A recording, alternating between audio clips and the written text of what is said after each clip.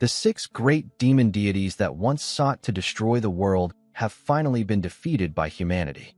Even the last of them, the demon deity of the ruined sea, falls in the end. But victory comes at a devastating cost. By the time the final battle concludes, most of the surface has already been swallowed by the sea of death, pushing humanity to the brink of extinction. As the remnants of towering human structures are slowly consumed by the ocean, Lee Se-hun, badly wounded after the final battle, can't shake the feeling that they have still lost. Not only are the surviving heroes nearly wiped out, but even the Tower of Heroes, the very pillar that sustained Earth, has collapsed. And despite the demon deity's death, the disaster it left behind continues to rage on. Lee is not the only one still alive in the last remaining patch of land untouched by the sea. Alongside him are 3 notorious survivors: Mad Hero Yom Sunga, Explosive Hero Louise Valent, and Ice Hero Amir Singh. The 3 bicker and complain endlessly, even in the face of death. Meanwhile, Lee, humanity's last blacksmith, coldly reminds them that they would have died long ago if not for the weapons he forged. His words provoke them, but none of them dare to challenge his anger. These 3, infamously known as the 3 traitors, were never loyal to humanity or the monsters of Pandemonium. They acted solely for their own benefit, moving however they pleased, earning the title of opportunists. And yet, despite their selfish nature, they survived until the very end, and ultimately contributed the most in the final battle. This realization fills Lee with regret. If they had chosen to fight alongside humanity sooner, perhaps the outcome would have been different. Snapping out of his thoughts, Lee asks if any of them can still survive. The answer is grim. The trio is severely injured, and they won't survive long. Hearing this, Lee closes his eyes and bitterly remarks that things might have been different if they had agreed to help earlier. Moments later, the 3 finally fall. With what little strength he has left, he notices the sea of death closing in on the last piece of land. Realizing his end is near, he decides to forge one final weapon. Reaching into his chest, Lee activates his innate skill, Blacksmith of Bonds. This ability allows him to create special orbs from those he shares bonds with, their properties changing based on the bond and the target's potential. However, when used on himself, it usually produces something inferior, even worse than common iron ore. But this time, what he extracts is different, a colorless or completely empty. Because it contains nothing, Lee decides to fill it with his overwhelming regret. Without hesitation, he begins hammering. As he works, he wonders if the sound he hears is the roaring ruined sea or the familiar waves he has heard ever since awakening his mana. One thing is certain. Whenever that sound echoes in his ears, he creates items beyond imagination. He continues forging until the ore takes the shape of a dull blade, completely ordinary, with no special power. But before he can act, the sea of death surges forward, dragging him into the depths. As his consciousness fades, regret floods his mind. If only he had realized sooner. If only he had helped others earlier. If only he had persuaded those 3 to act sooner. Maybe everything would have been different. And then, at the peak of his regret, a system notification appears. The weapon he forged triggers an imagery manifestation. He acquires a new skill, Return to Origin. Moments later, when he opens his eyes again, he hears someone calling out to him. Confused, he realizes he is still alive. As his senses return, he hears Assistant Han addressing him as a cadet, a title he hasn't heard in 31 years. Looking around, Lee finds himself standing at the entrance exam of Babel Academy. At first, he wonders if this is merely a flashback before death. But then he recalls the imagery manifestation from his final moments. This isn't a memory. He has truly returned to the past. While Assistant Han grows impatient and warns him to focus or be disqualified, Lee ignores the pressure. Instead, he grips his hammer tightly, fully understanding what has happened. He has been given a second chance. This time, he won't repeat the same mistakes. With a renewed sense of purpose and determination, Lee resolves to seize this opportunity and protect everything he once lost. Reborn with a second chance, Lee is determined to do things differently. The first thing on his mind is meeting the 3 traitors again. But before that, he focuses on the task in front of him. Standing at his station, Lee begins hammering the blade with calm precision. The sound immediately catches Instructor Kim's attention. Though the strikes seem slow, they carry a perfect rhythm, each hit producing a clean, resonant tone without even the slightest hint of dissonance. Recognizing the level of control behind those strikes, Instructor Kim quickly realizes that Lee's forging skills are top tier. Without even noticing it himself, he becomes completely absorbed, watching Lee work until the very end. Meanwhile, Lee remains dissatisfied with the weapon's quality. From Instructor Kim's perspective, however, the blade is already exceptional, more than enough to pass the exam instantly. But in a shocking turn of events, Lee suddenly shatters the sword he just created. Both Instructor Kim and Assistant Han are stunned. Calmly, Lee states that he still has a long way to go, and as a blacksmith, he refuses to present something he considers trash. His words only infuriate Assistant Han, who sees this as reckless and disrespectful behavior. Ignoring the outrage, Lee simply requests another chance to redo his assignment, further fueling Assistant Han's anger. Surprisingly, Instructor Kim allows it. He orders Assistant Han to bring additional materials, despite the hesitation. When questioned, Instructor Kim firmly states that this decision does not violate any rules. With no choice, Assistant Han rushes to comply. However, there's a problem. Only 40 minutes remain in the exam. Lee was fully aware of the time limit when he destroyed the first blade. To him, submitting something subpar was never an option. Intrigued, Instructor Kim continues observing him closely and tells Lee to give it his best. With the new materials in hand, Lee moves toward the furnace. Knowing his current body can't handle perfect forging for long, he immediately begins pouring mana into ignition stones. This alarms the other students, who fear the stones might explode if ignited improperly. Ignoring their panic, Lee throws the stones into the furnace. In an instant, flames of 3 to 4 different colors erupt. The students assume something has gone terribly wrong and scramble to find a fire extinguisher. Even Assistant Han urges Instructor Kim to put out the flames. But instead of reacting with concern, Instructor Kim looks disappointed. He tells Assistant Han that such a reaction is expected from cadets, but not from him. Then, he instructs him to observe more carefully. What burns before them are not ordinary flames, but 5-colored fire demon flames, a high-temperature technique created by resonating 5 different types of ignition stones. It requires incredibly precise mana control, yet it's an efficient method that can compensate for low mana capacity. The students are left in awe as they realize the stones didn't explode. Instead, the iron ingot begins to change color under the intense heat. Only Instructor Kim fully understands what Lee is doing. By resonating the ignition stones, Lee has drastically increased the furnace's temperature while altering the ingot's properties, significantly reducing the time needed for forging. Even so, with only 30 minutes left, the situation remains tight. Lee begins hammering once again. The blade quickly takes shape, but as time passes, his mana starts to run out. The protective flow around his body weakens, and the strain becomes evident. At that moment, Lee realizes just how urgently he needs to train this body after the exam. But right now, he cannot afford to slow down. Pushing himself to the absolute limit, he continues forging without wasting a single second. Time slips away rapidly. Soon, Lee moves on to sharpening the blade, and just as the exam comes to an end, he completes his weapon, a 5-colored flame blade. With its completion, Lee acquires a new skill, Artisan of Flames. When the weapon is appraised, the result shocks everyone. It's a high-grade, high-mid quality weapon. The entire room falls silent. Even Assistant Han is left speechless as he formally declares Lee has passed the exam. Later, Instructor Kim calls Lee to his office.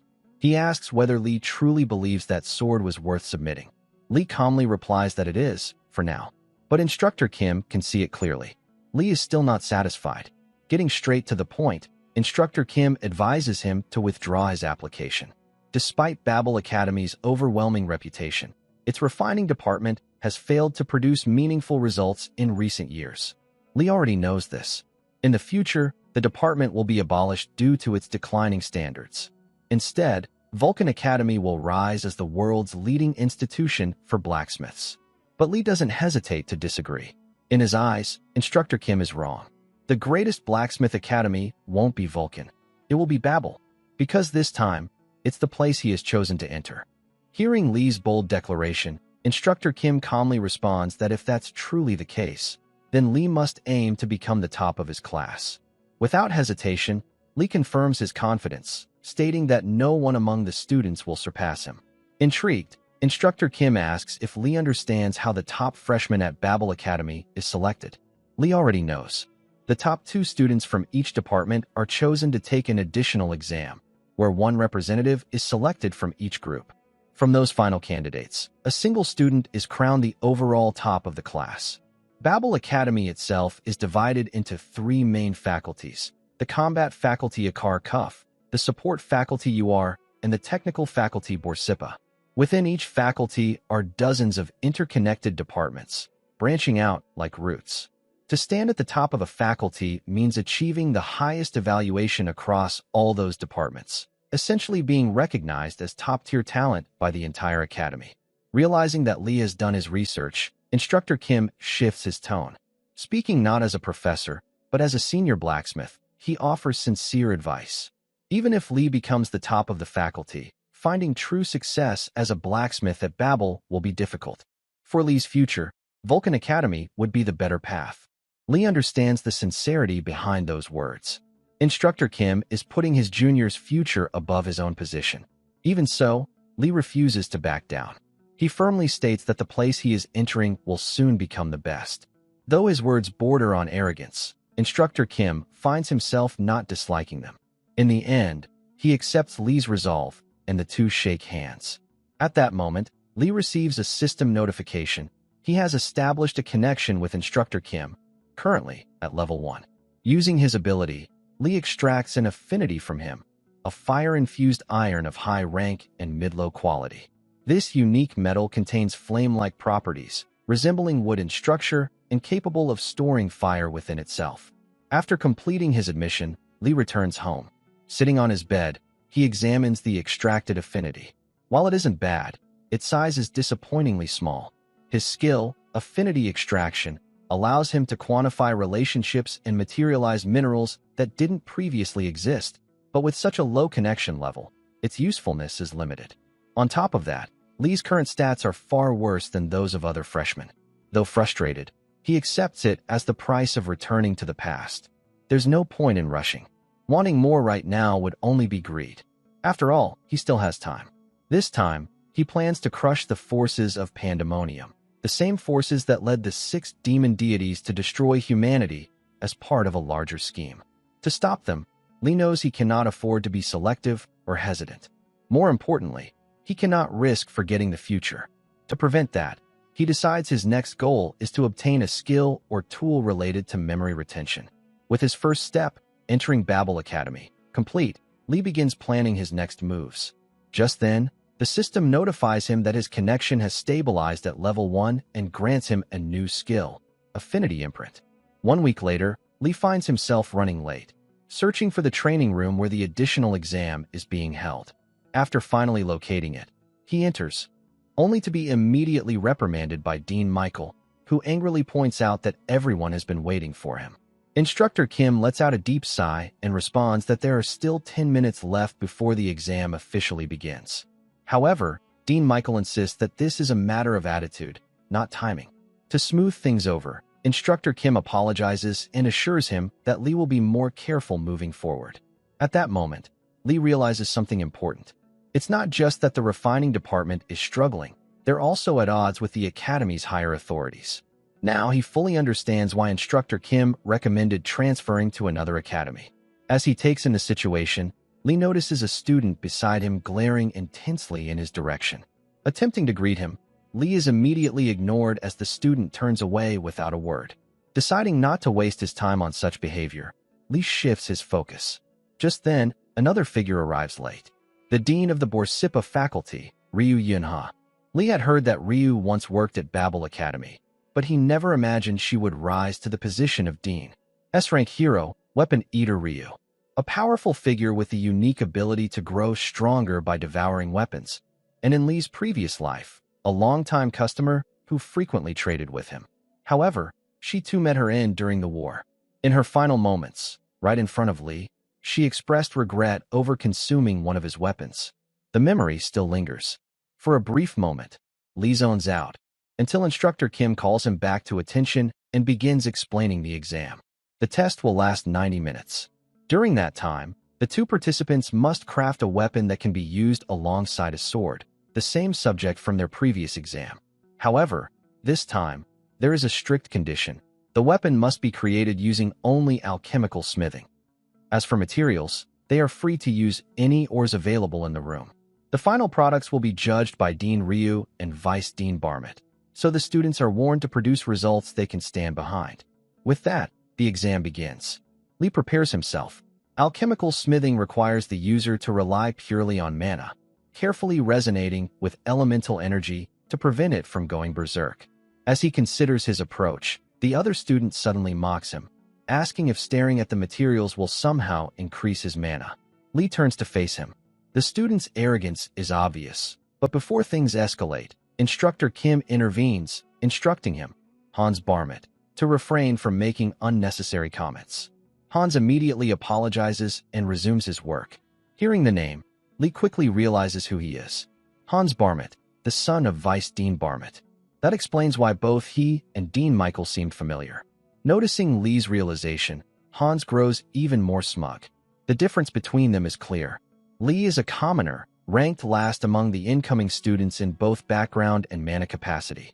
Meanwhile, Hans belongs to the prestigious Barmit family, renowned for their alchemical smithing techniques, and possesses mana comparable to top second-year students.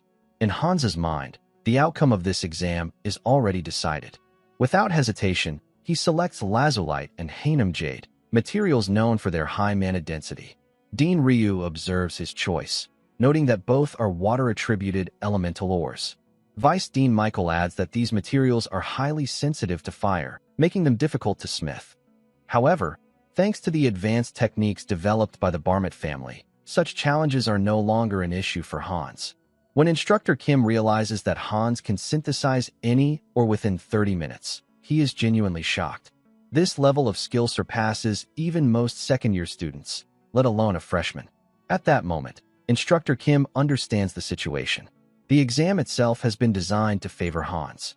A tight time limit, abundant materials, and a focus on alchemical smithing, all conditions that play directly to Hans's strengths. Meanwhile, Lee finally makes his move. He selects hydrate and Wahong stone, fire-attributed counterparts to the mana-dense ores Hans chose. Seeing this, even Vice Dean Michael remarks on Lee's pride.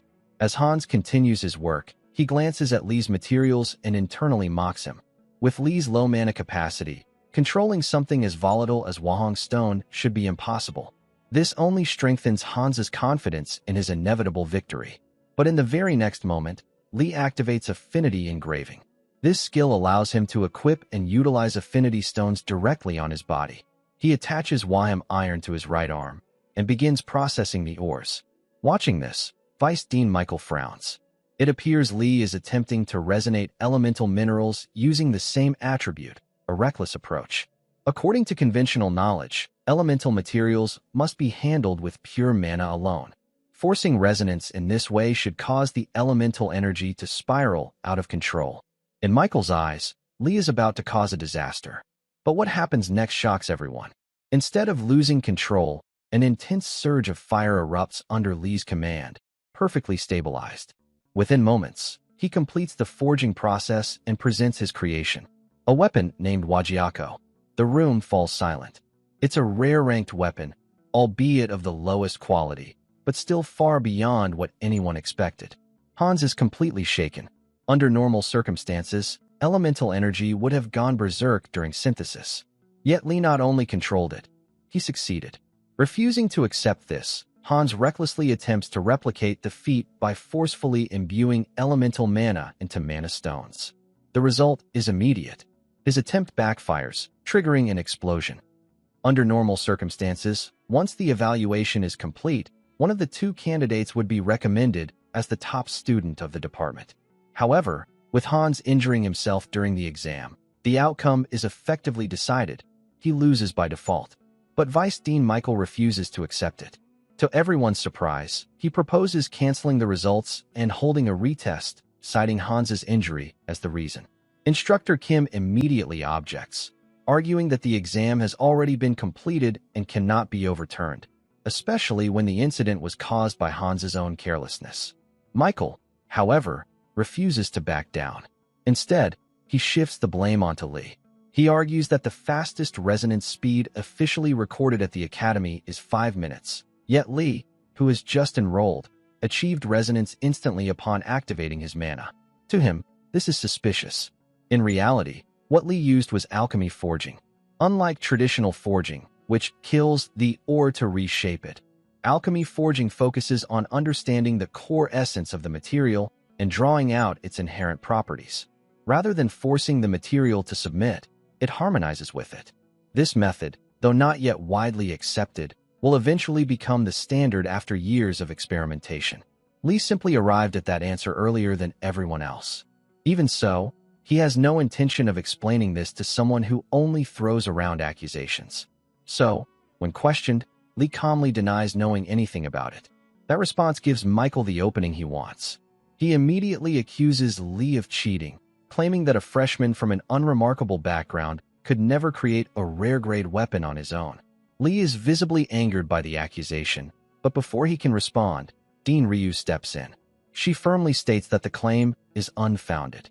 Michael, still smiling, suggests disqualifying Lee for cheating and proceeding with a retest. But Ryu has a completely different approach. Instead of arguing, she walks straight up to inspect the weapon. The moment she picks it up, her reaction shocks everyone. Later that afternoon, while walking through the city, Lee reflects on the weapon he created. While it's a solid result, he admits that the fine-tuning is still lacking. Even so, watching Vice Dean Michael tremble with rage was satisfying. As he thinks back on the name, Barmit, something clicks. He recalls a story told by hero Louise in his previous life. Back when she was at Babel, she had purchased a weapon for a cheap price after running errands for a blacksmith. However, that weapon caused severe mana burns, leaving her with lasting trauma. The name of that blacksmith was Barmit. In that moment, Lee realizes the truth. Hans Barmit is directly connected to the incident that led to Louise's suffering. Originally, Lee's plan in this new life was to quickly find the 3 traitors and guide them onto a better path. But now, at least for Louise, things are different. If he keeps Hans in check, her future may change on its own. The next day, a meeting is held within the Borsippa faculty. Several professors oppose the idea of naming Lee as the top student of the department. Ryu calmly asks if they are outright rejecting the decision. Vice Dean Michael responds that they are merely offering advice, pointing out that she has not been in her position for long. While they acknowledge Lee's talent, they insist that his abilities should be evaluated more carefully. Instructor Kim steps in to defend Lee, arguing that their doubts stem from not witnessing his work firsthand. Even if his craftsmanship lacks refinement, his mana control and compatibility with advanced techniques are undeniable. Despite this, the professors remain unconvinced. At that point, Ryu reveals something shocking. The weapon Lee created was only about 60% complete compared to what he originally intended. And that imperfection is precisely what makes his potential so extraordinary. Still, the room remains divided. Seeing this, Ryu makes a bold declaration. If, after watching Lee demonstrate his abilities as a top candidate, they still refuse to accept her decision, then she will step down from her position as the head of the department. 54 years ago, the heavens bestowed the Tower of Heroes upon humanity, guiding its evolution.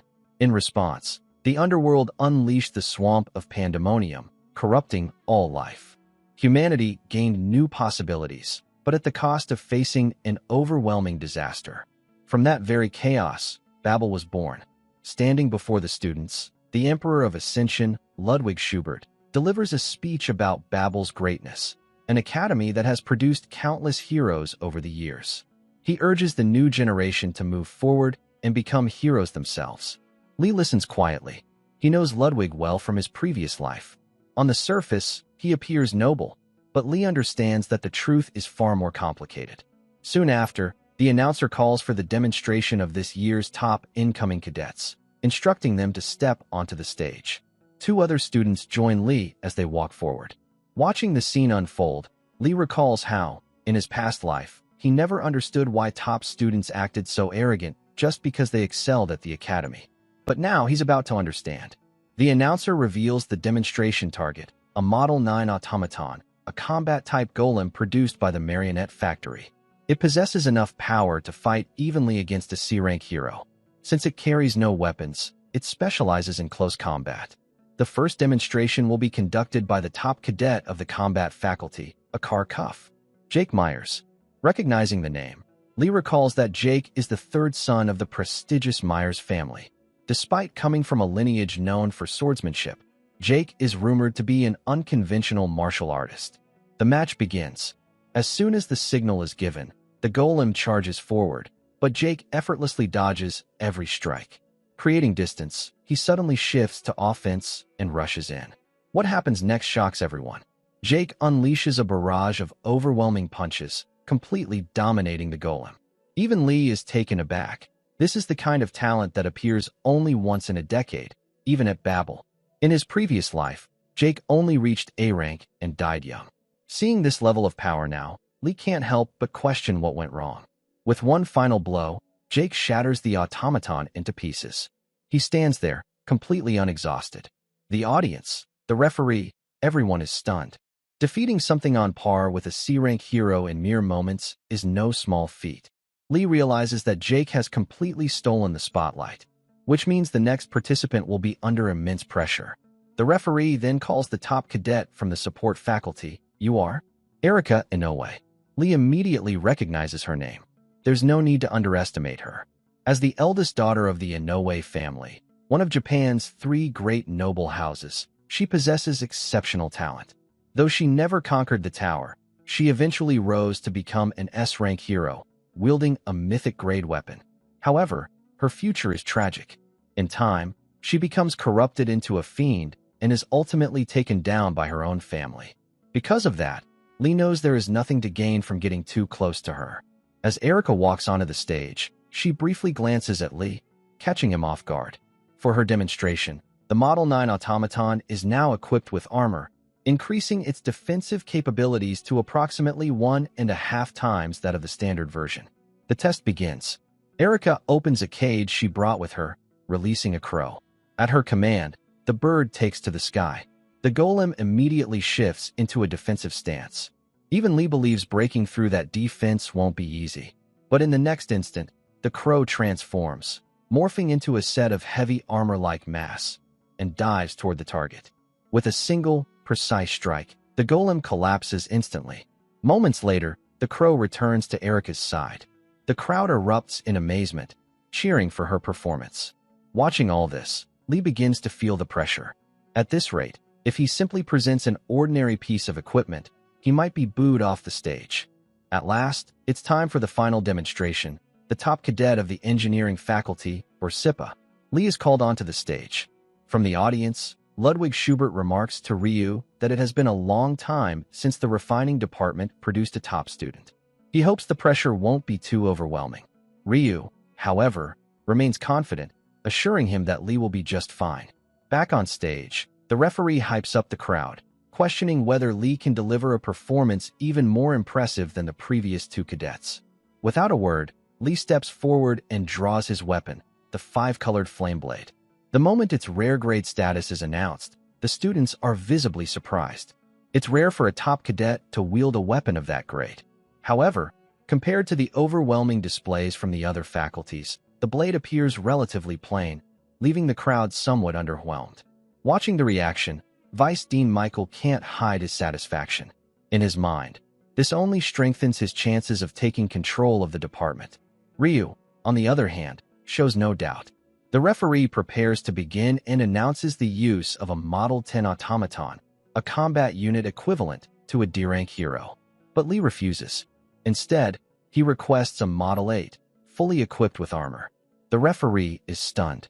A Model 8 can withstand attacks even from B-rank heroes, and Lee is asking to face an armored version on top of that. He hesitates, claiming it's impossible to prepare such a unit on short notice. But in the very next moment, Instructor Kim arrives, bringing exactly what Lee requested, a fully armored Model 8. With a faint smile, Kim tells Lee to go all out. At this point, even the referee is unsure whether this is still a demonstration or something far more intense. Nevertheless, he gives the signal to begin. All eyes are now on Lee.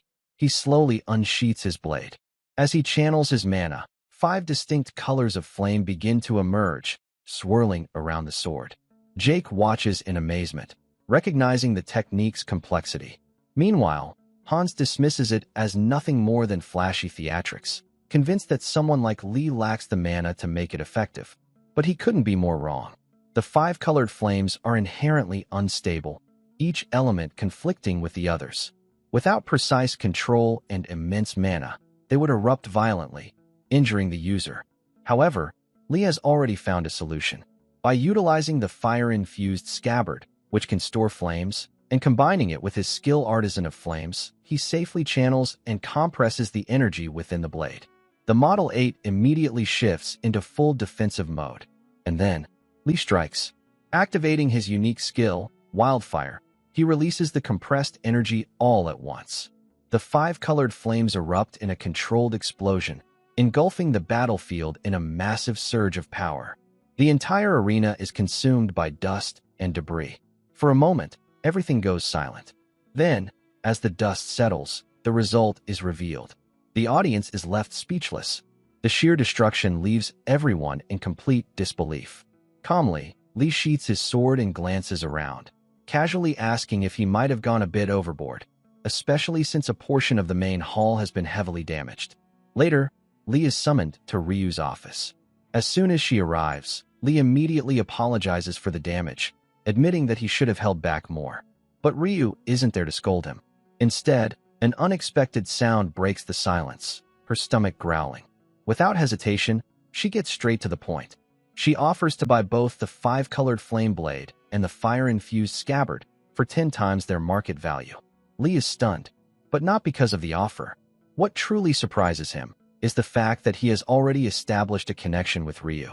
Lee is genuinely surprised.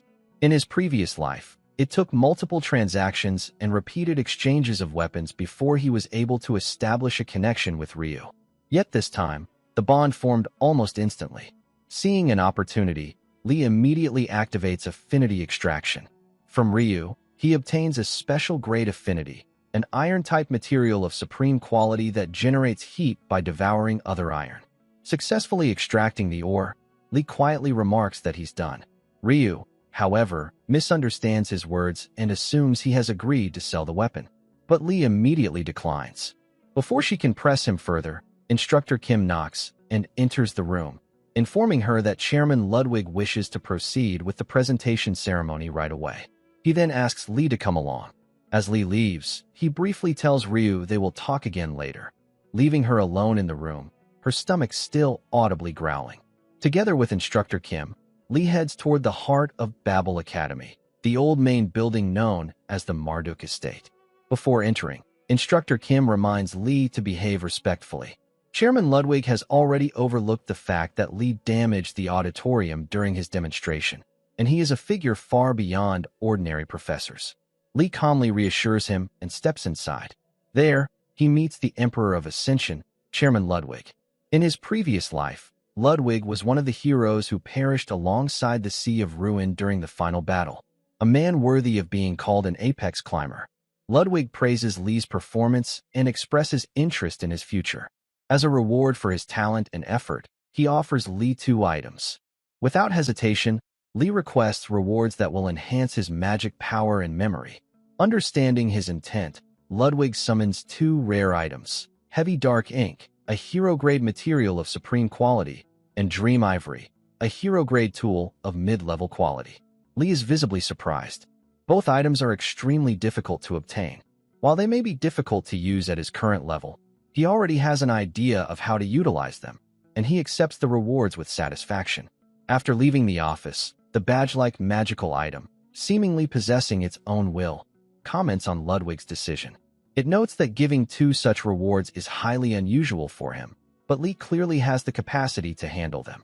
It even remarks that Lee feels like an old soul in a young body, a depth that even Ludwig himself cannot fully comprehend.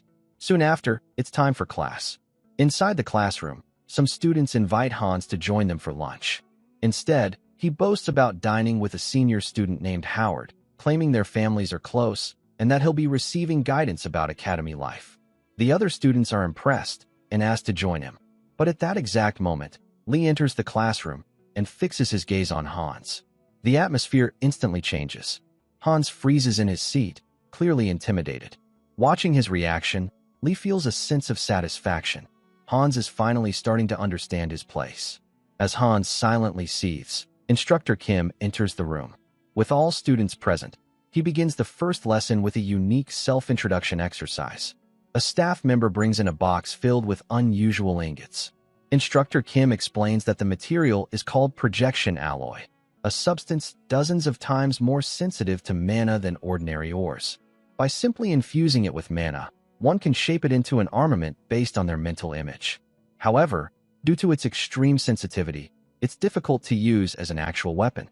Instead, it reflects the user's inner traits, revealing aspects of themselves they may not even be aware of. For that reason, items created from projection alloy are called avatars. Rather than traditional introductions, students will present themselves by forging these avatars. The results will even be displayed in the main building for a week. Lee isn't surprised.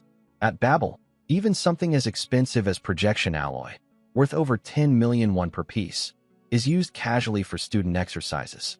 As the students begin, most struggle to produce anything meaningful. To Lee, it's clear they lack the most important quality. Finally, it's his turn. Stepping forward, Lee picks up the projection alloy. As the top cadet of his faculty, he decides there's no need to hold back. He pours his mana into the alloy, and in the very next moment, a massive explosion erupts in the classroom. The scene then shifts to the main building, where students passing by are left in shock after seeing Lee's projection alloy. During its creation, an abnormal phenomenon occurred. 19 nearby projection alloys were absorbed into Lee's piece. Instead of dismissing it, the professors judged this as part of Cadet Lee's unique aptitude and chose to display it as is. Even after reading the official announcement, the students remained divided.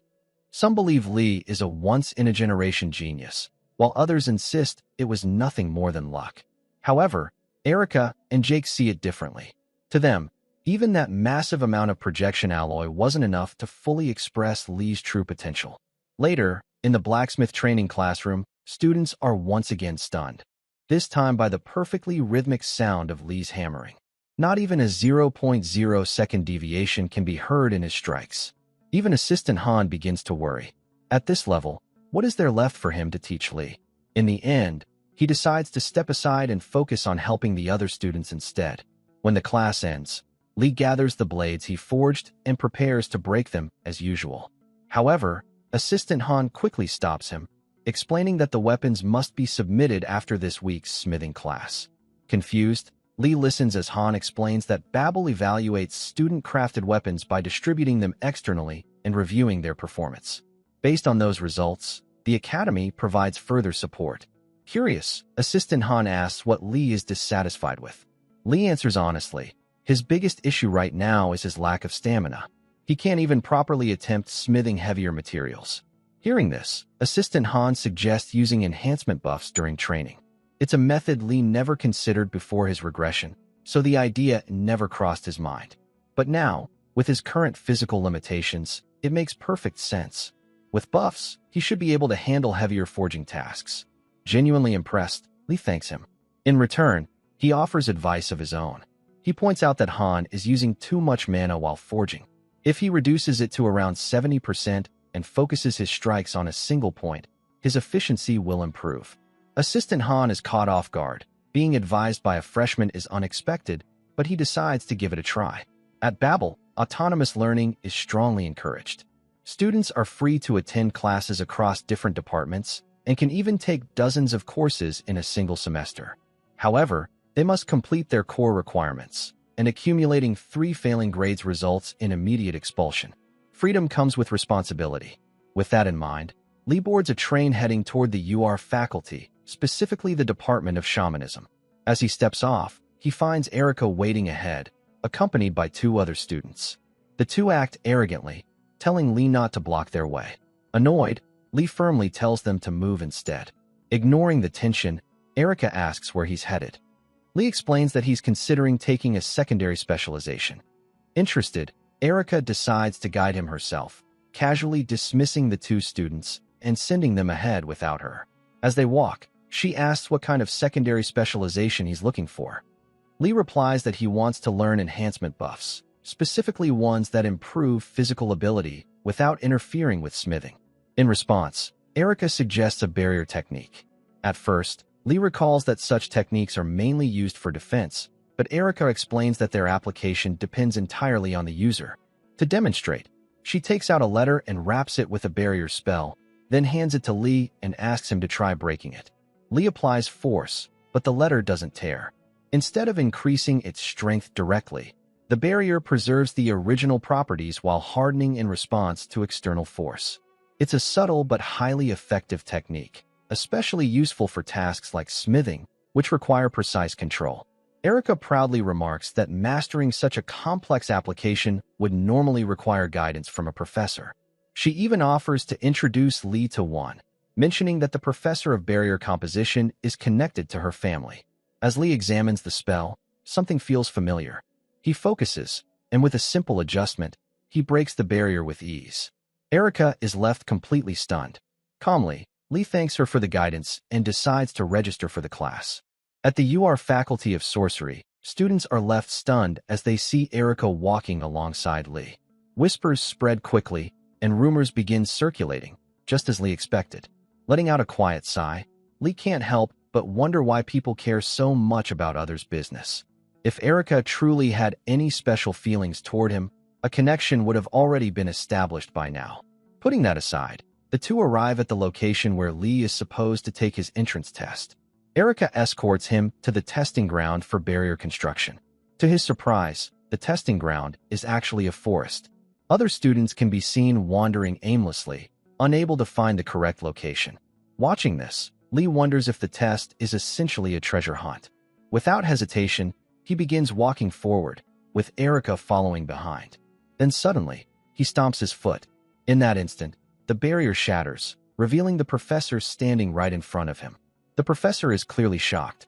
Without further questions, he immediately declares that Lee has passed the test, leaving Lee slightly confused.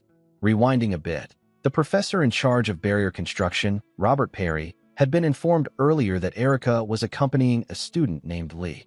Thanks to their presence, the number of applicants for the beginner's course had tripled. However, Robert wasn't particularly pleased. He had also received a request from the Inoue family to include a special test, the Labyrinth of Illusory Souls.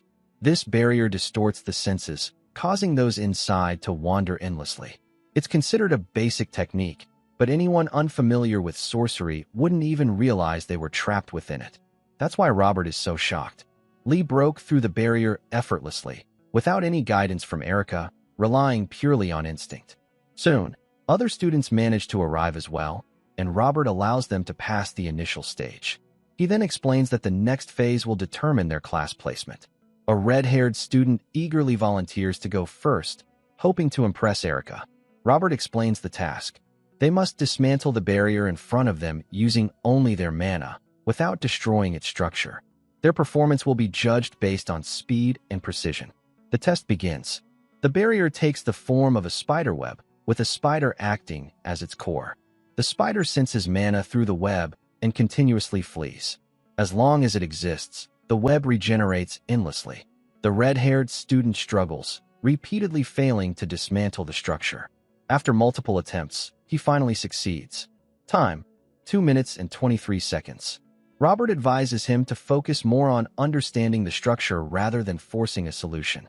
The student leaves disappointed, unable to make the impression he wanted.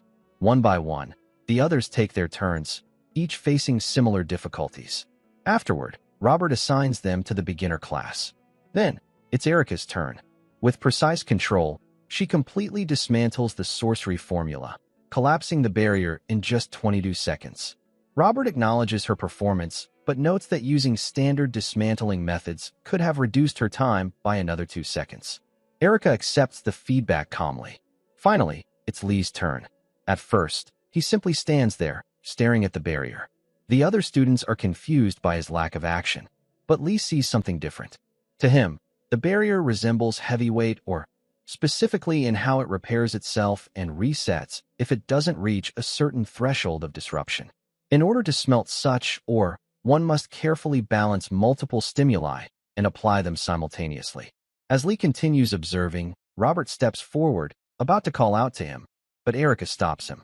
In that moment, Lee decides to test his theory, and instantly, The barrier disappears without a trace. The result leaves everyone stunned. Not only did Lee dismantle the barrier, but he also developed a new concept that could be applied to refining heavyweight ore. After completing the test, Lee quietly leaves the training ground.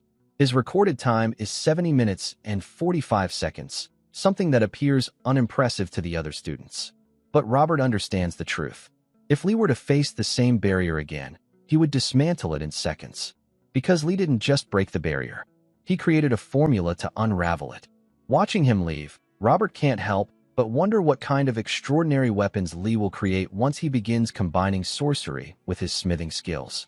In the administrative office, a clerk reviews a flood of applications from professors eager to participate in the upcoming session. However, he quickly notices something unusual.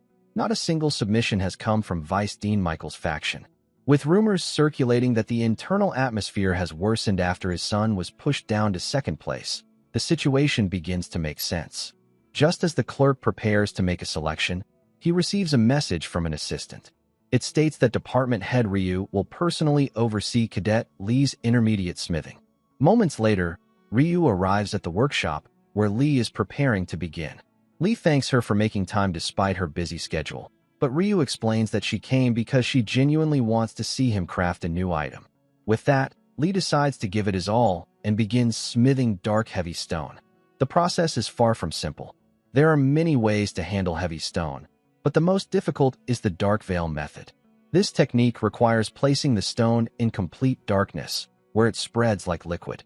Using only mana, the user must separate the impurities. As this happens, the size of the stone decreases while its purity increases. Though it sounds straightforward, it is essentially the restructuring of matter itself. Even for Lee, the process is demanding. He manages to reduce the stone to 1/4 of its original size. Any further reduction would compromise its performance. Next comes the second step, channeling mana through a red flame to extract precise sparks. In this stabilized state, the flames become known as Guardian Wildfire, capable of maintaining a constant temperature from the moment they are formed. Then begins the third step. Lee continuously strikes the refined stone with a hammer coated in Guardian Wildfire. The key is to maintain a steady rhythm without pause, allowing the flame's properties to gradually reduce distortion within the material. Watching him work tirelessly, Ryu begins to wonder just how much effort Lee has been putting in behind the scenes. Outside the building, Erica waits patiently. The sun begins to set, and more than 4 hours pass as Lee continues the process. Finally, after absorbing the flames to their limit, the dark, heavy stone stabilizes. The distortion disappears. With that, Lee melts the processed material and pours it into a prepared mold. Ryu is surprised. Instead of forging, Lee chooses casting, a method that alters the material's properties. She begins to wonder what exactly he is aiming to create.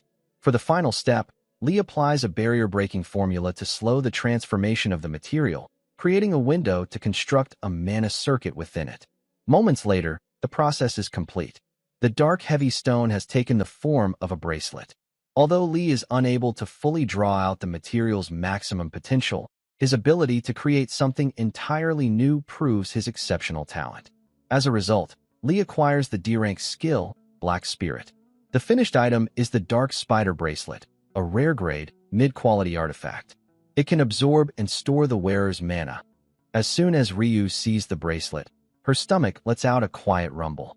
She quickly tries to hide it, slightly embarrassed, while Lee notices. Ryu then praises the item's resonance.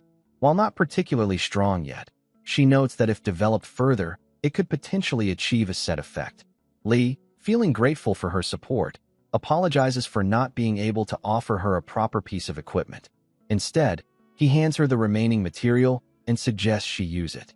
Ryu activates her unique skill, Dragon Soul Furnace, and begins processing it.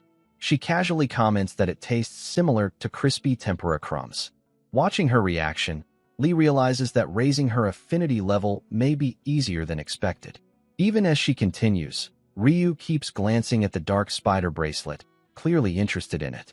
She then asks Lee about his plans for the 5-colored blade and the fire-infused scabbard. Lee calmly replies that he has no intention of selling them for now. Ryu offers a higher price, but Lee explains his reasoning. He plans to use them for the upcoming subjugation class. Besides, he adds with a smile, hunger often makes things more rewarding. He assures her that if he creates equipment worth offering, she will be the first to know. Hearing this, Ryu is visibly pleased. With the smithing complete, they decide to leave the cleanup to the staff and head out. Lee is relieved, as he has no energy left to handle it himself. However, as he tries to walk, it becomes clear that he has completely exhausted his strength. Seeing this, Ryu decides to take him back to the dormitory herself. Before leaving, she casually asks if he is afraid of heights. Without waiting for an answer, she grabs him and leaps out of the window.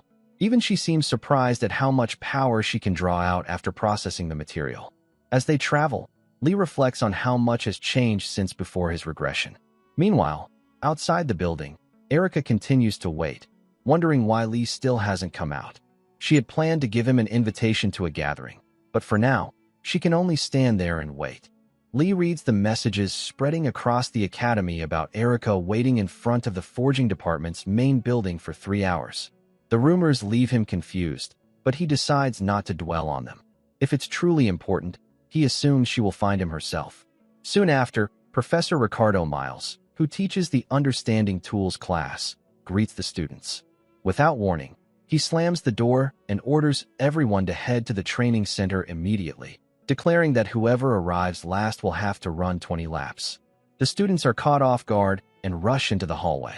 Even Lee is confused, as this was supposed to be a theory class, but he joins the run anyway. Everyone manages to arrive on time, except Lee. As a result, he is assigned 20 laps. Without hesitation, Lee begins running, reflecting on how poor his stamina currently is. Meanwhile, Professor Ricardo explains the reason behind the sudden change in teaching style. Originally, Understanding Tools was a theoretical class focused on weapon structures. However, due to a recent series of incidents involving individuals targeting blacksmiths, particularly those who forged high-grade fire attribute weapons, the curriculum has been revised. These attackers, known as Yomdo hunters, remain an unresolved threat, even from before Lee's regression. The professor emphasizes an important point. No matter how strong a weapon or defense may be, what ultimately matters is the strength of one's own body. From now on, the class will focus not only on understanding tools, but also on developing the physical ability to survive and protect oneself. As the lecture continues, Lee realizes he needs to be more cautious moving forward, and that improving his stamina must come first. While running, he wears the bracelet he crafted earlier. Thanks to it, all his stats increase by an average of 5 or more points. With this advantage, Lee is confident he can shape his current body into something far more capable before the end of the year. After some time, Professor Ricardo calls Lee forward to assess his swordsmanship and invites him to spar. Lee picks up a sword, aware that his movements may be restricted due to the effects of his equipment. To compensate, he decides to rely on a technique he already knows. He launches an attack, but the professor blocks it with ease. Some students assume Lee is simply exhausted from running and begin to mock him. However, the professor sees something entirely different. He recognizes the precision in Lee's movements, a style that seems to instinctively follow the correct path of the blade. Even so, Lee is still slightly rushed in execution. Deciding to end the match quickly, the professor prepares to counter. But in the next moment, as Lee charges forward, the professor experiences a sudden, vivid illusion. By the time the sensation fades, Lee has already gained the upper hand. The professor is stunned. He can't believe he felt genuine fear from a technical student to that extent. Unable to hold back his curiosity, he asks Lee who taught him such swordsmanship. Even Lee is surprised by the outcome. He recalls a memory from before his regression, when, as a blacksmith, he once broke a sword after a customer failed to pay. In return, the man offered to teach him a skill instead of paying, claiming it would be more valuable than money. That was how Lee learned this technique. However, he cannot reveal the truth, so he simply says he learned it by watching Battles of Heroes online. Impressed, Professor Ricardo believes he has discovered an extraordinary talent and writes Lee a recommendation letter for a body control lecture led by Professor Ma Guangsu. Later that day, Lee arrives to meet the professor. To his surprise, the instructor turns out to be the very same person who taught him that skill in his previous life. Ma Guangsu is a retired S-rank hero, also known as the sword-breaking master. Curious, Professor Ma asks Lee why he's here. Lee hands over the recommendation letter from Professor Ricardo. Jake adds that Lee is one of the top students from the Borsippa department this year. After reading the letter, Professor Ma decides to test them both. He sets a condition. He will only teach Jake if Jake can defeat Lee. The two take their stances. Lee holds a wooden sword, while Jake chooses to fight barehanded. The rule is simple. The first to land a valid hit wins. At the signal, Jake immediately charges forward. Lee responds by taking the Taoryok stance, a technique that maximizes flexibility by completely relaxing the body. Professor Ma instantly recognizes it and realizes the ideal counter would be grappling rather than striking. Jake makes the same decision and moves in to engage. As Jake closes the distance, Lee suddenly releases his sword and charges in as well. Jake overwhelms him with raw strength, but just before Lee hits the ground, he activates a technique, using explosive force to deliver a precise punch to Jake's face. A split second before impact, Lee lands the hit. That single moment decides the match. Lee wins. Seeing the same attack as before, the professor immediately orders everyone, except Lee, to leave the classroom. Even Jake is told to step out, since the condition was to land a hit on Lee first, which he failed to do. However, Lee intervenes, pointing out that if news spreads about the top student of the anicaps faculty being defeated by a Borsippa cadet, it would cause a major scandal. This concerns both Jake and the professor, prompting the professor to reconsider. Instead, he decides to teach Jake some fundamentals so he can prove his worth. Overjoyed, Jake bows in gratitude, but the professor quickly dismisses him, saying he has something important to discuss with Lee. Once the classroom is empty, the professor faces Lee and asks him to demonstrate the sword technique he supposedly used against Regressed. Without hesitation, Lee charges forward, but the professor easily overpowers him, disarming him in an instant. He explains that the technique relies entirely on surprise. While the concept is solid, the execution is sloppy. He then harshly criticizes the swordsmanship as crude, despite being the one who taught it. Nevertheless, the professor assures Lee that he will refine and properly develop the technique. Seizing the moment, Lee bluntly asks if this means his registration is confirmed. Amused by his straightforwardness, the professor confirms it. After leaving the classroom, Lee walks outside, reflecting on the professor's words. Suddenly, Jake runs up to him and hands him an invitation. He explains that it's for Noblesse, a gathering of cadets who take great pride in their noble backgrounds. Lee wonders if Erica had intended to give him the same invitation. Although Jake admits that the event will be filled with arrogant individuals, he believes it's a valuable opportunity. Still, Lee hesitates to accept something so prestigious. Jake insists, saying it's his way of thanking Lee for helping him stay in the class. In the end, Lee accepts the invitation and continues on his way. As he walks through the streets, Lee reflects on the subjects he has applied for so far: barrier construction and body control. He also considers taking a course in the Borsippa faculty. Lost in thought, he accidentally bumps into a female student.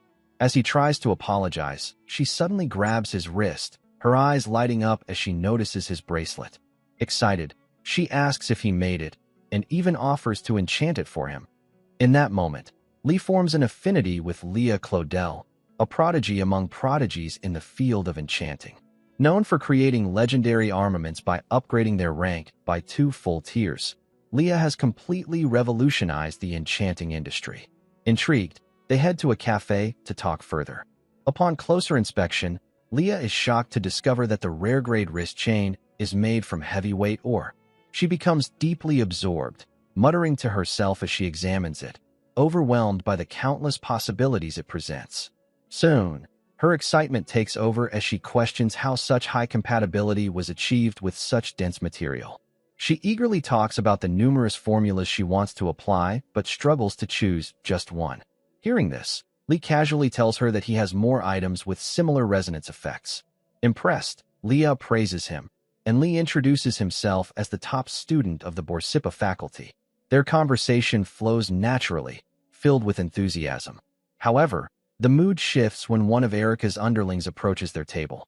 Acting arrogantly, he demands that Lee follow him for a private conversation, claiming he wants to settle matters quietly. Unbothered, Lee continues drinking his coffee and tells him to speak openly. The underling then demands that Lee apologize for publicly tearing up Erica's invitation and disrespecting her. Lee calmly responds that Erica herself told him to tear it up, so there's nothing to apologize for.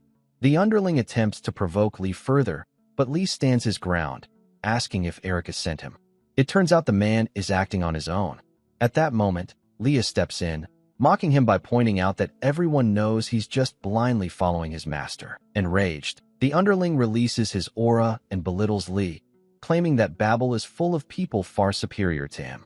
Lee coolly responds by asking if he's referring to himself, which only fuels the man's anger. In a fit of rage, the underling launches an attack using shadow lines. However, Lee had already analyzed the technique and realized it wasn't purely composed of mana. By using a dagger as a medium, he counters the attack, even through the illusion. Shocked, the underling watches as Lee neutralizes his technique. Lee then cleverly conceals the dagger. In the next instant, he closes the distance and uses an explosive ring to deliver a powerful blow to the man's abdomen, completely shattering the illusion. With the situation resolved, Lee casually turns back to Leah and asks her to recommend a class in the enchanting department. Without hesitation, Leah suggests ancient enchantment, mentioning that there's an exceptional senior enrolled there, someone truly remarkable. After being completely beaten down, Erica's underling struggles to make his way back to his room. However, before he can get far, Erica is already waiting in his path. Calm but intimidating, she asks him to hand over the dagger. Nervous, he complies without a word. As she examines the weapon, Erica instructs him not to report the incident to her brother, stating that she will personally inform the head of the family. While analyzing the dagger, Erica notices an anti-confiscation enchantment engraved into it. This leads her to wonder if Lee developed a counter skill based on Professor Robert's theories and sorcery. Impressed, she sees Lee's potential. His aptitude for refining techniques appears to be at least S rank, while his talent for sorcery is likely around A rank. The scene then shifts to Lee, who is carefully analyzing the daggers he obtained from Erica's underlings. To his surprise, he suddenly establishes a connection with Erica, making him question whether she had been observing them earlier. Having collected dozens of daggers, Lee plans to coordinate with a black spirit mage to make full use of them. More importantly, Lee had been looking forward to Professor Kim's class, but he finds himself listening to familiar theories he already understands. Once the lecture concludes, Professor Kim begins the practical session. He explains that even with the same metal, altering the mana array can completely change its form. Demonstrating the process, he emphasizes that the diversity of weapons depends on how well one can manipulate these transformations. As a result, a blacksmith must fully understand the potential of the material they work with. For today's exercise, the students are tasked with practicing metal transformation using iron ingots. Assistant Hans distributes the materials while Professor Kim outlines the steps. First, they must manipulate the mana array to create a 3-centimeter notch at the center of the ingot, then restore it to its original form. The ingots are highly sensitive to transformation, so careful handling is essential. The time limit is set to 10 minutes. As the exercise begins, most students struggle to complete the task. Only two, Han and Lee, successfully manage to alter the ingot's shape. Seeing this, Professor Kim advances them to the next stage. He demonstrates a more complex mana array and instructs both students to replicate it. Han quickly notices that his speed and precision are comparable to Lee's, giving him confidence that he can outperform him. When Professor Kim presents another array, Han rushes ahead, determined to succeed. After completing it, he proudly believes his work is flawless. However, Professor Kim then asks him to restore the ingot to its original state. Confused, Han attempts to reverse the process but soon realizes that the mana array has been completely damaged. Professor Kim explains that the ingot could not withstand the transformation, meaning the method used was flawed from the beginning. Although Han insists he followed the instructions exactly, Professor Kim clarifies that understanding the material's limits is crucial. If an altered array cannot be restored, the equipment does not transform, it deteriorates. This significantly affects quality and performance, so Han is advised to pay closer attention to such details in the future. Though Han accepts the criticism, he glares at Lee, assuming he made the same mistake. However, in the very next moment, Lee successfully completes the array and restores the ingot to its original state. The class is left stunned, as the result should have been impossible. Even Professor Kim is visibly surprised and asks Lee to demonstrate the transformation again. Realizing the misunderstanding, Lee explains that the success was only possible because the ingot had been specially adjusted for cadets.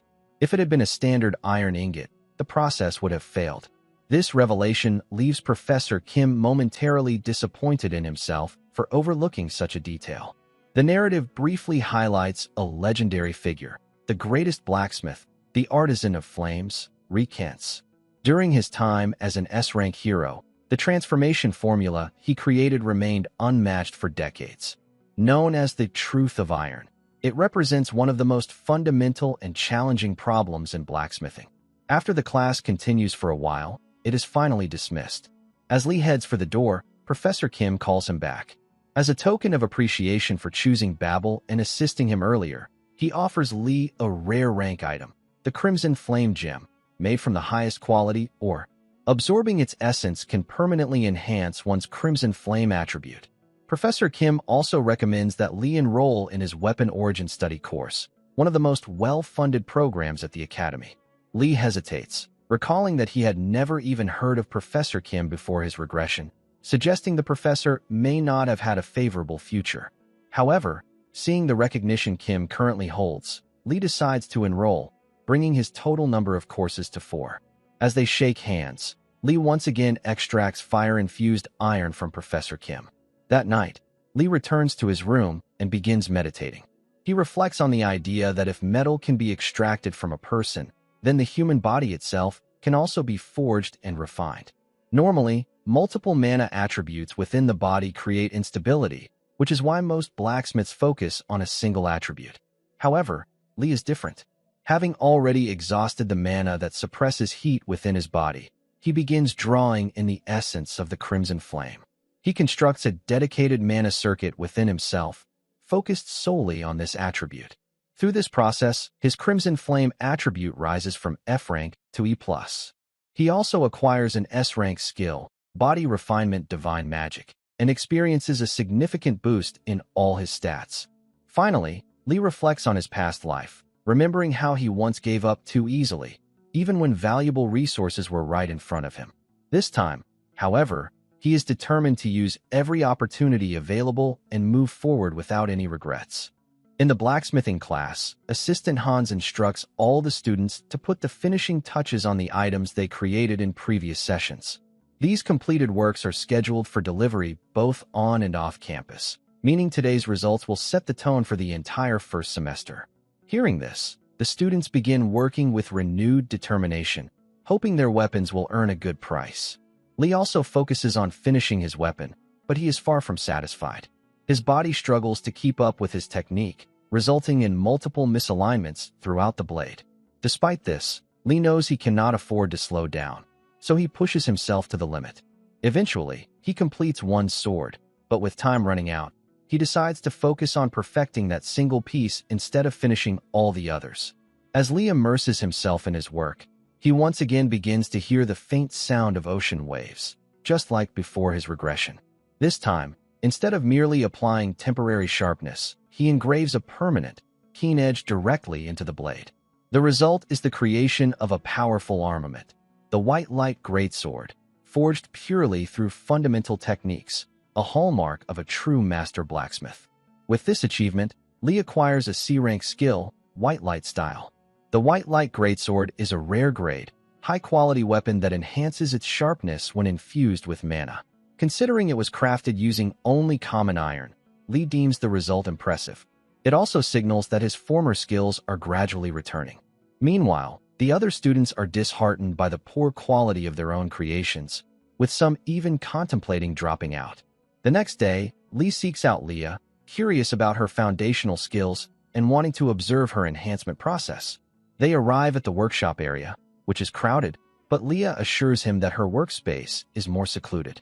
As they walk, Lee comments on how far it is, and Leah casually remarks that her work isn't something easily observed. They eventually reach the outskirts, arriving at the Akelcuff Smithy's workshop.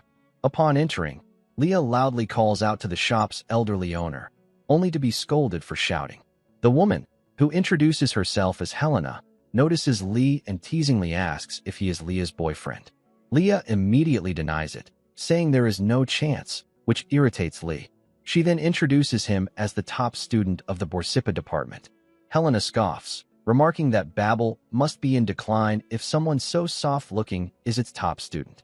After brief introductions, Helena tells Leah to stop wasting time and get to work. Ignoring her blunt attitude, Leah leads Lee further into the workshop. As they walk, Lee observes Helena's skills and realizes they are far more advanced than expected, making him wonder why she runs a small shop in such a place. Inside, Leah shows Lee her enhancement palette, along with powders made from ground mana stones. While the standard uses 8 colors, Leah utilizes a much wider range. When Lee asks if her job involves restoring damaged enhancement formulas, she confirms it, explaining that it allows her to both earn money and practice without worrying about material costs. Leah begins her work on a pan while Lee observes closely. He originally came because he heard she was in a slump, but now that he sees her in action, he starts to understand both the cause and the solution. Not wanting to interrupt her concentration, Lee decides to explore the workshop. While looking around, he notices equipment that resonates with mana circuits, sparking his urge to engrave white light again. Seeing his interest, Helena gives him permission to try, challenging him to pick any item from a nearby pile. Seizing the opportunity, Lee selects a knife.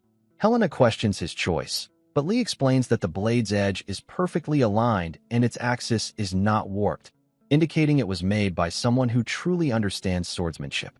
He then carefully selects a whetstone with evenly compressed mana particles, confident that the blade's owner could handle an edge sharpened to its absolute limit.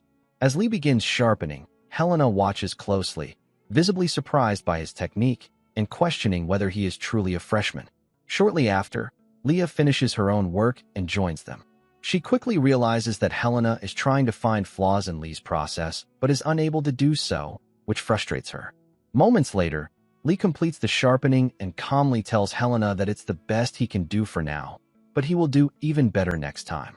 Without another word, Helena orders both of them to leave the workshop, her gaze fixed on the knife Lee just refined.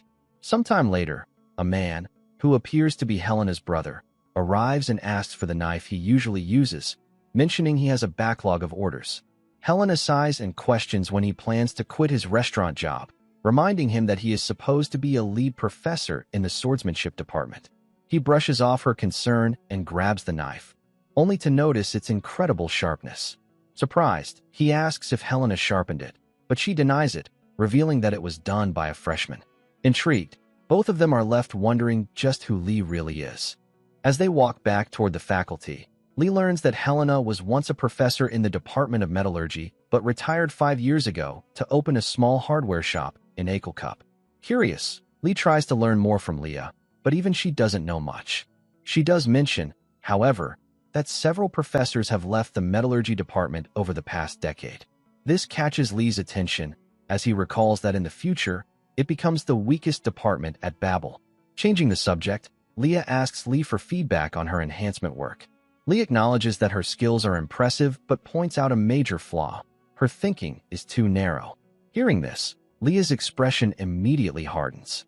Lee explains that she likely considered a better method but chose not to use it. Not knowing something can be fixed through learning, but knowing and still holding back is a serious issue. For a creator, imagination is both a weapon and a talent, and Leah is suppressing hers. Leah challenges him, asking if he thinks she's unaware of that herself. Letting out a sigh, Lee pulls out a dagger and hands it to her, saying he doesn't have much time, so she should pay close attention. He explains his perspective. If forging is like placing a stone beneath the water's surface, then enhancement is like carving the image of that submerged stone above the surface. In other words, enhancement carries a dreamlike nature.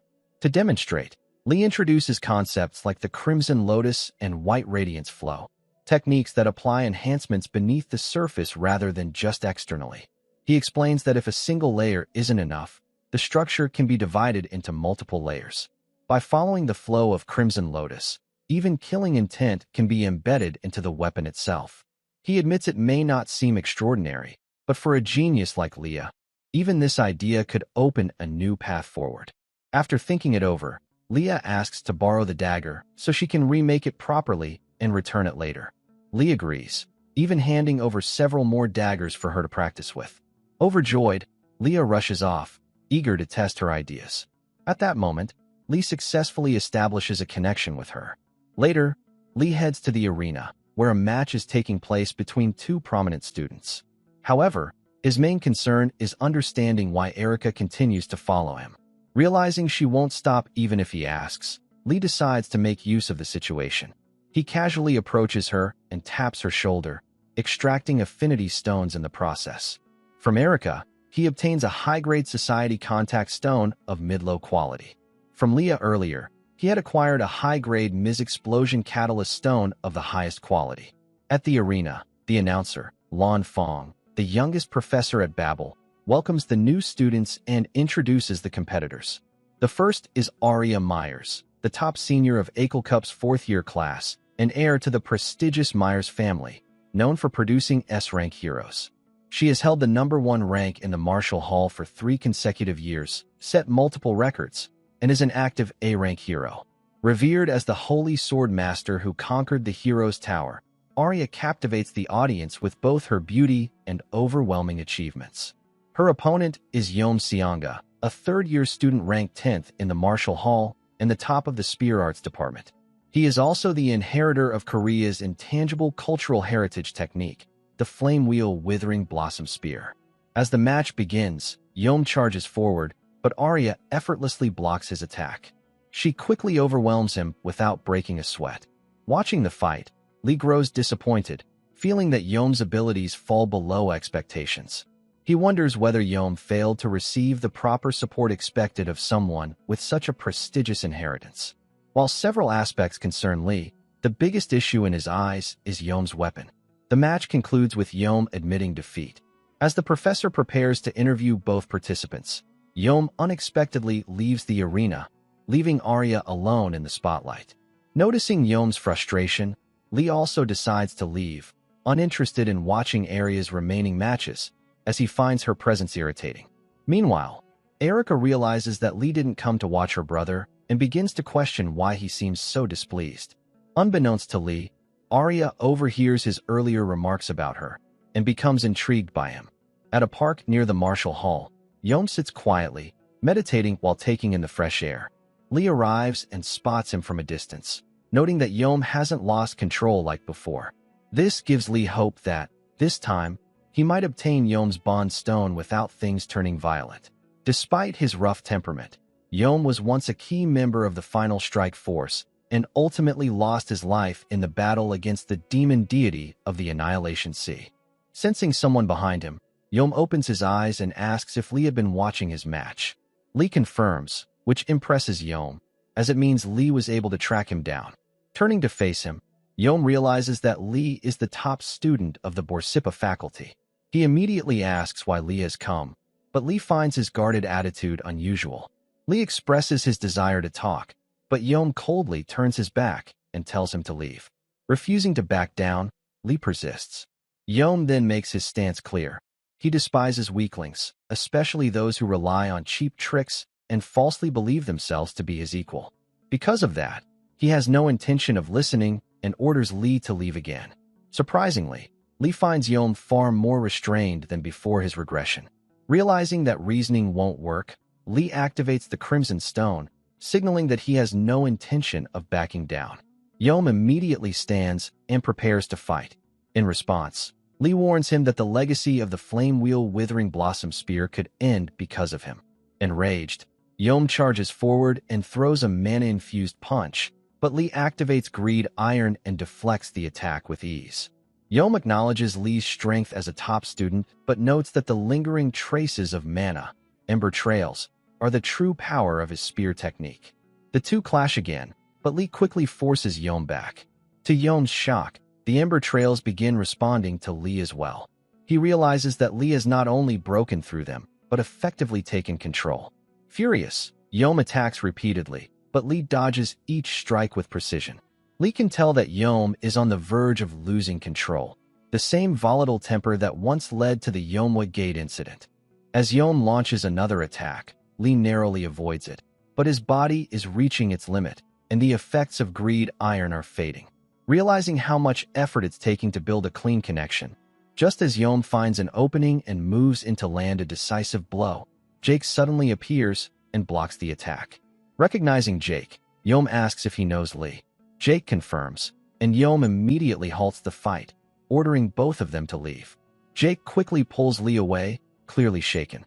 As they retreat, Lee tells Yom to remember what he said, which only makes Jake more anxious as he urges Lee to hurry. Left alone, Yom reflects on his actions, realizing he nearly lost control and attacked Lee recklessly. He fears that if things had continued, both the legacy of the Flame Wheel Withering Blossom Spear and his master's reputation would have been tarnished. As Lee and Jake walk away, Jake questions why Lee provoked Yom in the first place, pointing out that if he hadn't intervened, Lee could have been seriously hurt. Lee simply laughs it off, saying he was only trying to intimidate Yom. In reality, Lee has already achieved his goal, forming a bond with Yom. Now, all that remains is to extract the affinity stones. However, the Yom he knows is the Mad Dog version, so if Yom is calmer this time, the bond stone's effect may differ. Because of this, Lee realizes he'll need to carefully consider how to raise Yom's bond level. Shifting his attention, Lee checks on Jake and asks if his hand is alright. Jake shows him a minor scratch and reassures him that it's nothing serious. As they continue talking, Jake brings up something unexpected. He asks if Lee said anything about his sister, Arya, back at the arena. Lee casually replies that it was nothing important, just that he finds her annoying. That single comment shocks Jake. In that moment, he finally understands why Arya kept asking about Lee. She has taken an interest in him. But Lee simply smiles and says that is exactly what he wanted.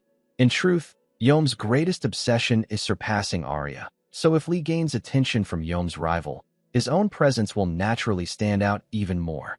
Jake still tries to warn Lee about his sister, but Lee casually remarks that he already knows Arya is very manipulative.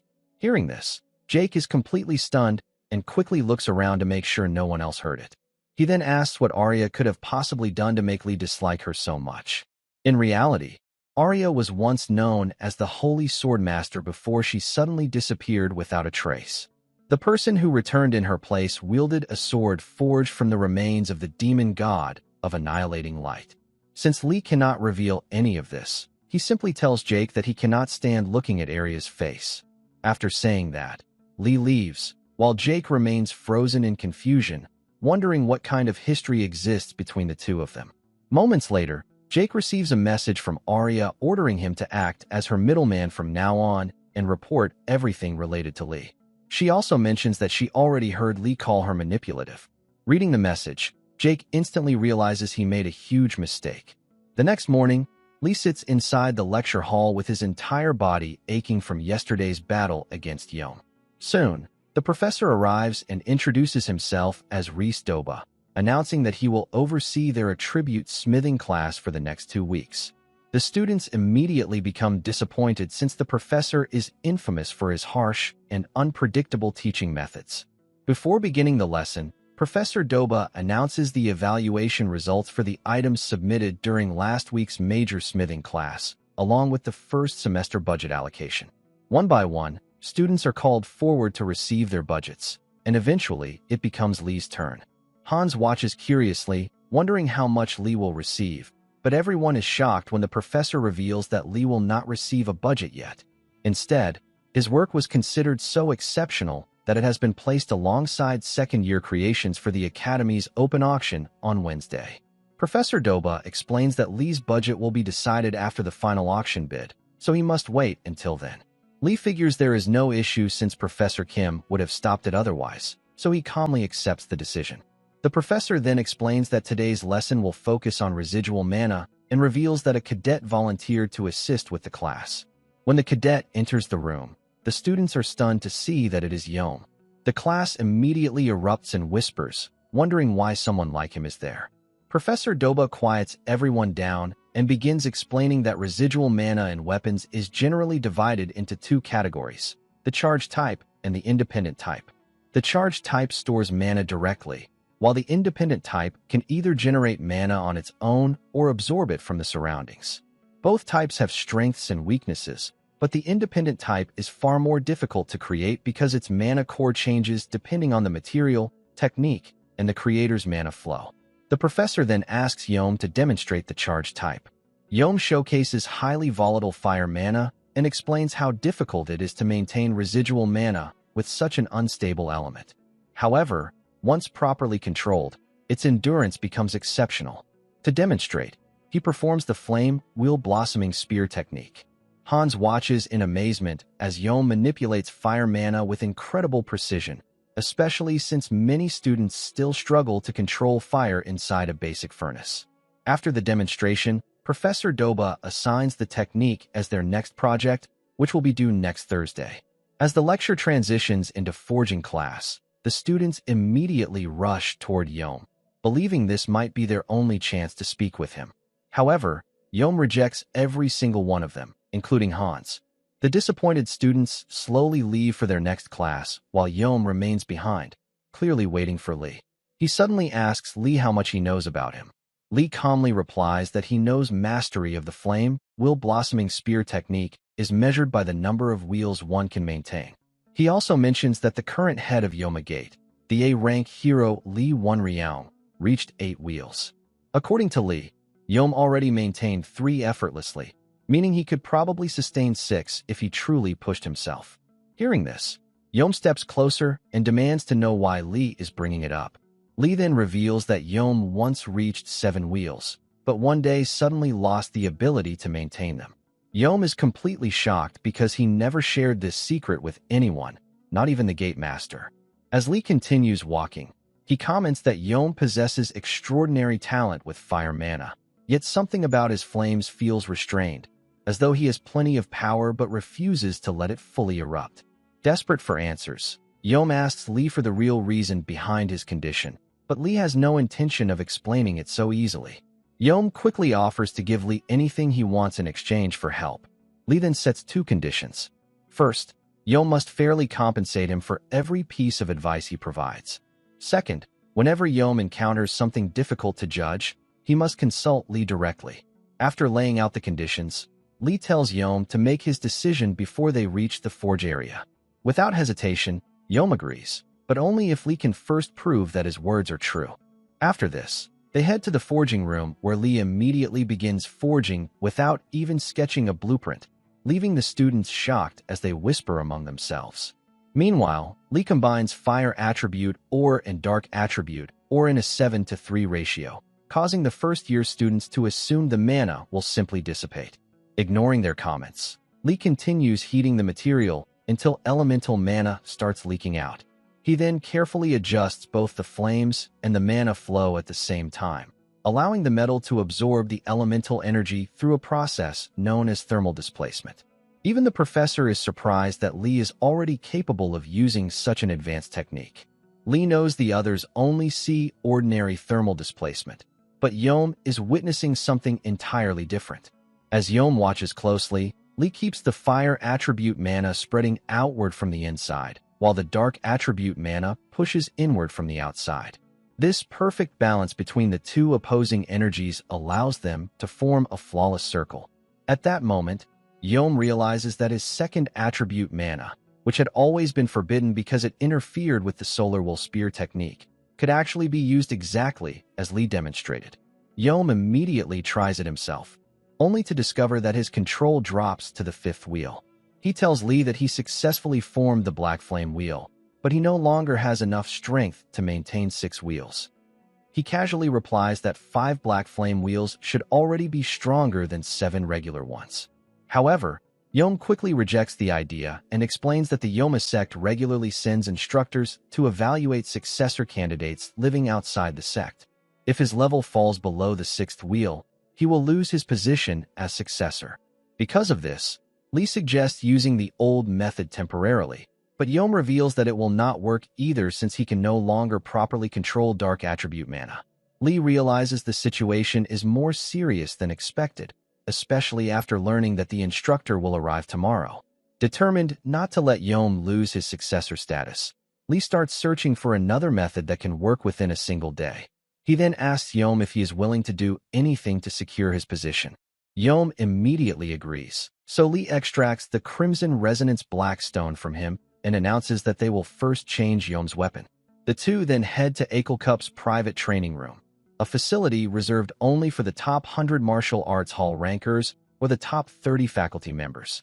Lee tells Yom to stop wasting time, so Yom reshapes the training room to resemble the grounds of the Yoma sect. Seeing this, Lee jokingly asks if he is feeling homesick. Yom calmly explains that his master sent the environment setting to him, so he occasionally uses it for training. Without delay, Lee begins crafting tools and splits the extracted bond into two separate pieces. He then binds each piece to a spear before handing both weapons to Yom, who looks completely confused about why he suddenly needs dual spears. Lee explains that using two spears is far more effective for handling dual attribute mana. He then instructs Yom to create a flame wheel with his left hand while releasing dark mana with his right. Yom focuses carefully and follows the instructions, but something unusual immediately happens. Lee quickly realizes what Yom has been lacking all this time. Without noticing it himself, Yom allows dark mana to flow into his left hand naturally. Normally this would not be a major issue, but because Yom spent years suppressing dark mana, the two attributes now interfere with each other severely. That is why Lee creates a new training method focused on controlling both attributes simultaneously, which should allow Yom to easily regain the sixth wheel. Lee even gives Yom a special wristband to wear during training. After 3 hours, Yom adapts rapidly and becomes noticeably better at handling both attributes. Watching this, Lee wonders if the method works so well because it was originally developed by Yom's future self. Curious about Yom's natural talent, Lee carefully studies his breathing patterns, muscle movements, and shifts in balance. Noticing Lee staring intensely, Yom asks what he is looking at, but Lee casually replies that he is gathering data to create Yom's future weapon. Hearing this makes Yom unexpectedly happy, and he quietly tries to hide his reaction. A little later, Lee asks if there is a deeper reason Yom wants to protect his successor position so badly. Yom's expression darkens as he quietly explains that his master wants him to become the next sect leader, and as a disciple, he simply wishes to fulfill that expectation. Yom Sunga was once an orphan with no family before being taken in by the S-rank hero and first leader of the Yoma sect, Yom Jinhyun. Although the former sect leader retired after suffering serious injuries and losing much of his strength, his influence over Yom as both a master and father figure remains absolute. While continuing his training, Yom suddenly pauses and asks Lee why he is helping him in the first place. Lee explains that he plans to enter the 6 great demon realms someday, but to survive those dangerous places, he will need strong allies capable of protecting him. He also needs rare materials to forge powerful weapons for them. That is why he is helping Yom, who will one day become sect leader and possess both the influence and resources needed to support him. Yom comments that Lee's reasoning sounds extremely practical. Lee simply responds that he is not helping people out of kindness alone. Yom then declares that if Lee truly helps him become the leader of the Yoma sect, he will personally accompany Lee into the 6 great demon realms. Hearing those words makes Lee remember the past, because Yom once made the exact same promise with the same determination. At that moment, Lee activates the Karma Seal within the Crimson Resonance Blackstone and silently resolves to make Yom the next sect leader no matter what happens. The next day, Yom greets Kong Hyun-woon, the 7th ring instructor of the Flame Gate, who arrives alongside several others to oversee Yom's examination. Curious about the unfamiliar faces, Yom asks who they are, and Kong explains that they are disciples personally selected by the clan master to observe the sparring match. While discussing the matter, Kong casually refers to Yom as the future clan master, but Yom immediately interrupts him and firmly states that the next clan master has not been decided yet, so Kong should choose his words carefully. Kong quickly apologizes before asking if they should begin testing Yom's current level. However, Yom shocks everyone by revealing that he intends to apply for promotion to the 7th ring. Kong, who has always underestimated Yom, is left stunned by the announcement. He then recalls the instructions given by the next clan master candidate, who told him to fight seriously if Yom ever challenged for 7th ring promotion. Kong explains that from the 7th ring onward, the test also includes a sparring match against an instructor, so he advises Yom to wait longer since it is still too early for him.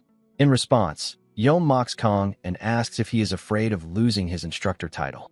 The taunt immediately angers Kong, who accepts the challenge without hesitation. After retrieving his spear, Kong explains the rules for the 7th ring promotion match. The battle will be a domain sparring contest, a direct clash of power where victory depends on whose flame ring is stronger. To pass, Yom must either win or force a draw. As the spar begins, Yom surprises everyone by wielding 2 short spears instead of a traditional weapon. Kong laughs at him and ridicules the crude fighting style, but Yom ignores the insults and activates black attribute mana. Seeing this, Kong begins lecturing him, but Yom calmly replies that Kong will understand once their powers collide. Yom's confident attitude only makes Kong more furious. Kong declares that Yom will regret his arrogance before proudly displaying his flame rings. However, the moment their powers clash, Kong is completely shocked to discover that his flame rings are being torn apart. Before long, Kong is forced to admit defeat, giving Yom both victory and promotion to the 7th ring. After the match, Lee asks what happens next, and Yom explains that once the promotion ceremony is completed, he will officially be recognized as both an instructor and the formal successor of the Flame Gate. Lee then asks about the conditions required to become clan master. Yom reveals that there are 2 requirements: reaching the 8th ring and earning the support of the majority of the instructors. Curious, Lee asks if Yom can gain the instructor's approval, and Yom replies that he can likely convince them through sparring matches, although future battles will be much harder since they will not use domain sparring rules anymore. Hearing this, Lee confidently states that Yom will achieve it soon because today's result already proves his potential. Lee only tells Yom to start thinking about how he plans to repay the favor later. Yom responds that he is willing to do anything within his power. Yom then mentions another request he wishes to commission from Lee. Lee is surprised that Yom is already asking for another weapon so soon. After witnessing today's match, Yom realized how extraordinary Lee's forging skills truly are, especially since he created such a powerful weapon in only a few hours. Now Yom wants to see what kind of spear Lee could make next, and asks him to forge an even better weapon. At that exact moment, Lee receives a notification informing him that Yom's bond level has increased to level 2. The scene then shifts to the auction house, where professors are presenting weapons crafted by the students. Lee and Erica also attend the auction, but they wear disguises to avoid drawing attention. Professor Kim insisted that Lee should appear at the event because public image matters, especially now that Lee has become the center of attention. In addition, Lee is curious about Michael's apparent scheme to take control of the refining department. Soon, the commentator announces the auction theme, revealing that a total of 36 iron swords have been submitted. A special quality verification process has also been prepared for the event. The commentator then introduces Seojumpo, weaving together the fur of the white tiger, an S-rank magic beast. Because of its unique steel-like properties, the fabric is highly resistant to slashing attacks. However, weak weapons with poor durability will instantly fail against it. The auction organizers plan to use this material to identify defective products during testing. One by one, the swords are tested as the audience watches excitedly. Sitting beside Lee, Erica asks if he understands why they are using such a method. Lee explains that the white tiger's abilities are unusually complex because its fur, hide, and bones all possess different properties. Among them, the fur copies the sharpness of any metal weapon that touches it, gradually destroying the weapon's durability regardless of its quality. After hearing this explanation, Erica wonders if the white light greatsword might be at a disadvantage. However, Lee simply laughs and says the entire setup is an obvious attempt to target both him and Professor Kim. If the sword breaks during the test, Professor Kim's reputation would suffer as well. Still, Lee calmly points out that their plan only works if the sword actually breaks. Finally, it becomes the white light greatsword's turn for inspection. The commentator announces the start of the quality verification, and the examiner swings the sword toward the white tiger fabric.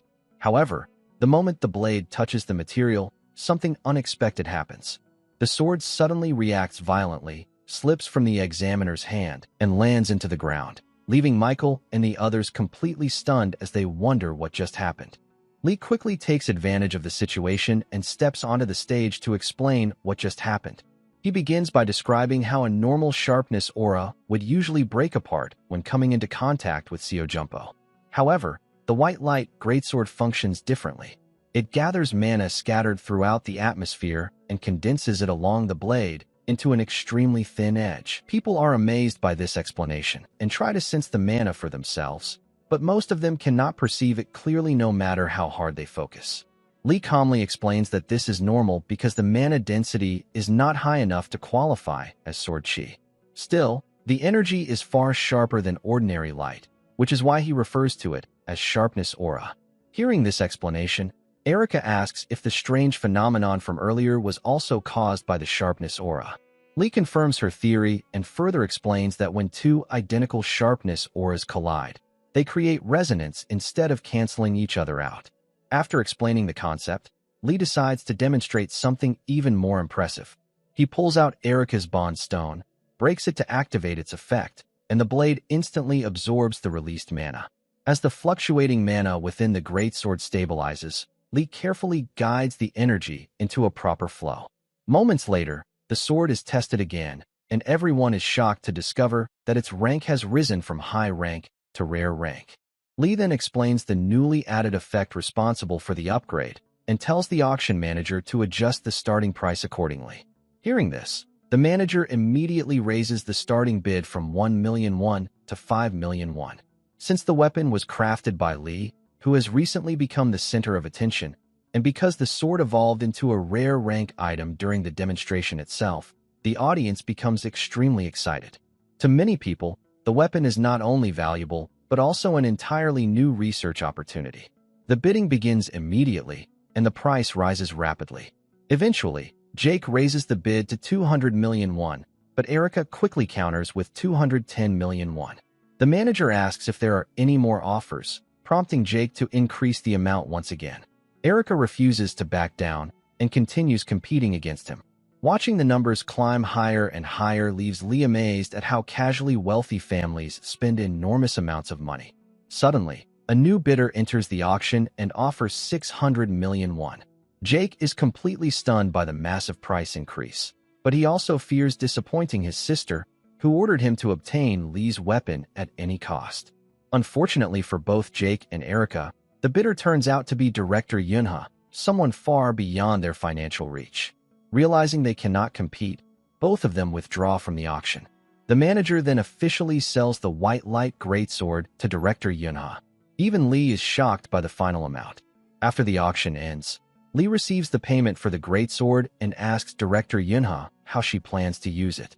Yunha explains that she intends to bring the weapon into a dangerous zone because a sword of this quality would be wasted if used only for training. Interested in seeing the greatsword in actual combat, Lee suggests visiting Yunwal Mountain and asks if he can accompany her. Yunha immediately recognizes the location as the site selected for the first-year students' upcoming subjugation training. Lee confirms that he simply wants to visit the area in advance. Yunha considers the offer carefully and is about to decline, but Lee suddenly offers to craft any armament she wants in return. Hearing this, Yunha instantly agrees and decides they will leave next week. Lee accepts the arrangement without hesitation. In truth, Lee has another reason for choosing Yunwal Mountain. Jürgen Kreuger, known as the Summer Climber, is the chairman of the UD Group, the world's leading global corporation and the strongest necromancer alive. One of the artifacts he lost after being attacked by a demon from Pandemonium is secretly hidden within Yunwal Mountain. The scene then shifts to Jake, who gathers enough courage to meet Arya and admit that he failed to obtain the white light greatsword for her. Arya appears calm as she listens to the news while Jake repeatedly apologizes. Instead of becoming angry, Arya tells him that what is done cannot be changed, so they should focus on their next move. Since Lee and Jake attend the same class, Arya instructs Jake to find an opportunity to approach Lee directly. She even promises to speak to their father about the succession ceremony again if Jake handles the situation properly. At the same time, she reminds him how unstable his current position already is and warns that another mistake could easily cost him his place as valedictorian. Before Arya can continue, Jake hurriedly interrupts and promises that he will do whatever it takes to obtain the sword from Lee. Arya smiles again and calmly asks whether he truly thinks it is acceptable to interrupt her while she is speaking. Realizing his mistake, Jake immediately apologizes. Arya then coldly instructs him to bring the sword to her by any means necessary. The reason behind her obsession is simple. For reasons she cannot fully explain, Lee continues to irritate her more and more with every encounter. In the next class, Lee presents the short spears he forged as his assignment. The professor is immediately shocked after checking the stats of the high-grade, mid-high-quality weapons. The craftsmanship alone is already impressive, but what truly surprises him are the flame wheel and auxiliary formulas engraved within the spears. These formulas automatically repel attribute mana whenever the user's control becomes unstable, effectively warning the wielder before a mistake can occur. Deeply impressed, the professor awards Lee a perfect score and even exempts him from future attendance. Hearing this announcement causes the other students to whisper among themselves, calling Lee a genius while wondering why someone with his ability is still attending classes alongside ordinary first years. After finishing the evaluation, Lee prepares to leave the classroom, but the professor hands the spears back to him and asks Lee to contact him if he ever decides to sell them. Carrying the weapons with him, Lee heads toward Professor Guang's class instead. When Lee opens the dojo doors, he finds Jake already training inside. Jake is surprised to see him and asks whether Lee has a class today. Lee casually replies that he simply arrived early to get some practice done and offers to leave if Jake wants the room to himself. However, Jake immediately stops him because he wants to ask Lee for a favor. Before Jake can even explain, Lee refuses instantly since he already knows Jake wants him to forge a weapon for Arya. Lee makes it clear that he has absolutely no intention of doing that and tells Jake to give up. Just like director Yunha, Lee cannot allow Arya to lose interest in him.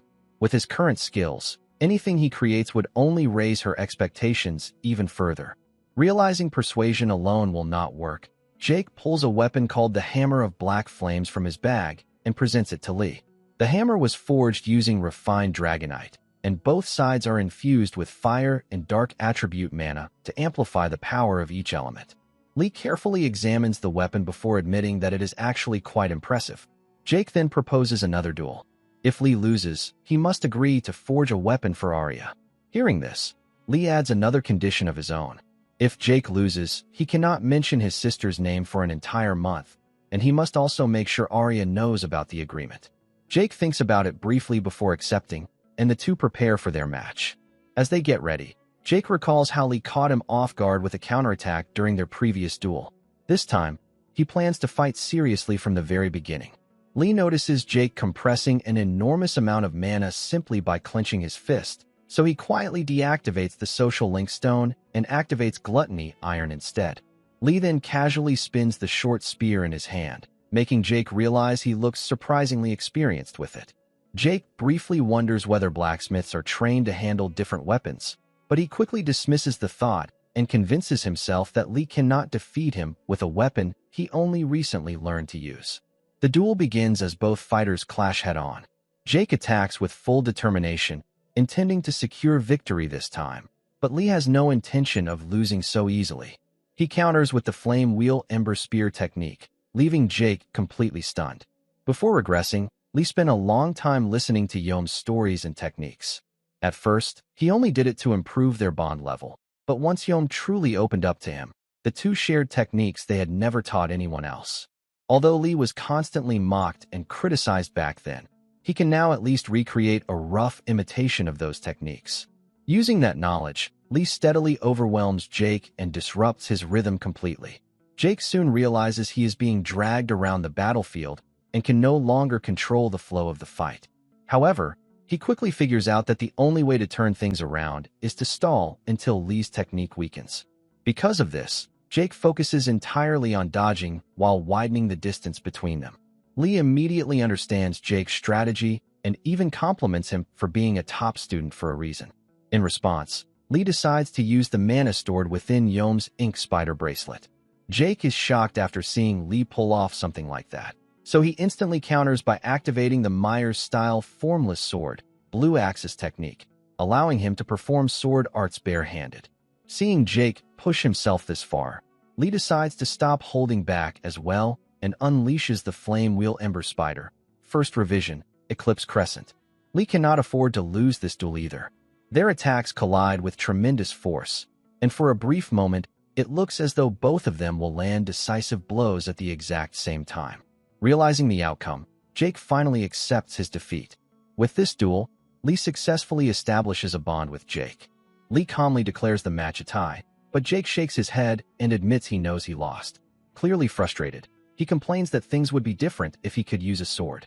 Every sword he touches eventually breaks, and he even destroyed one with hero-grade durability before.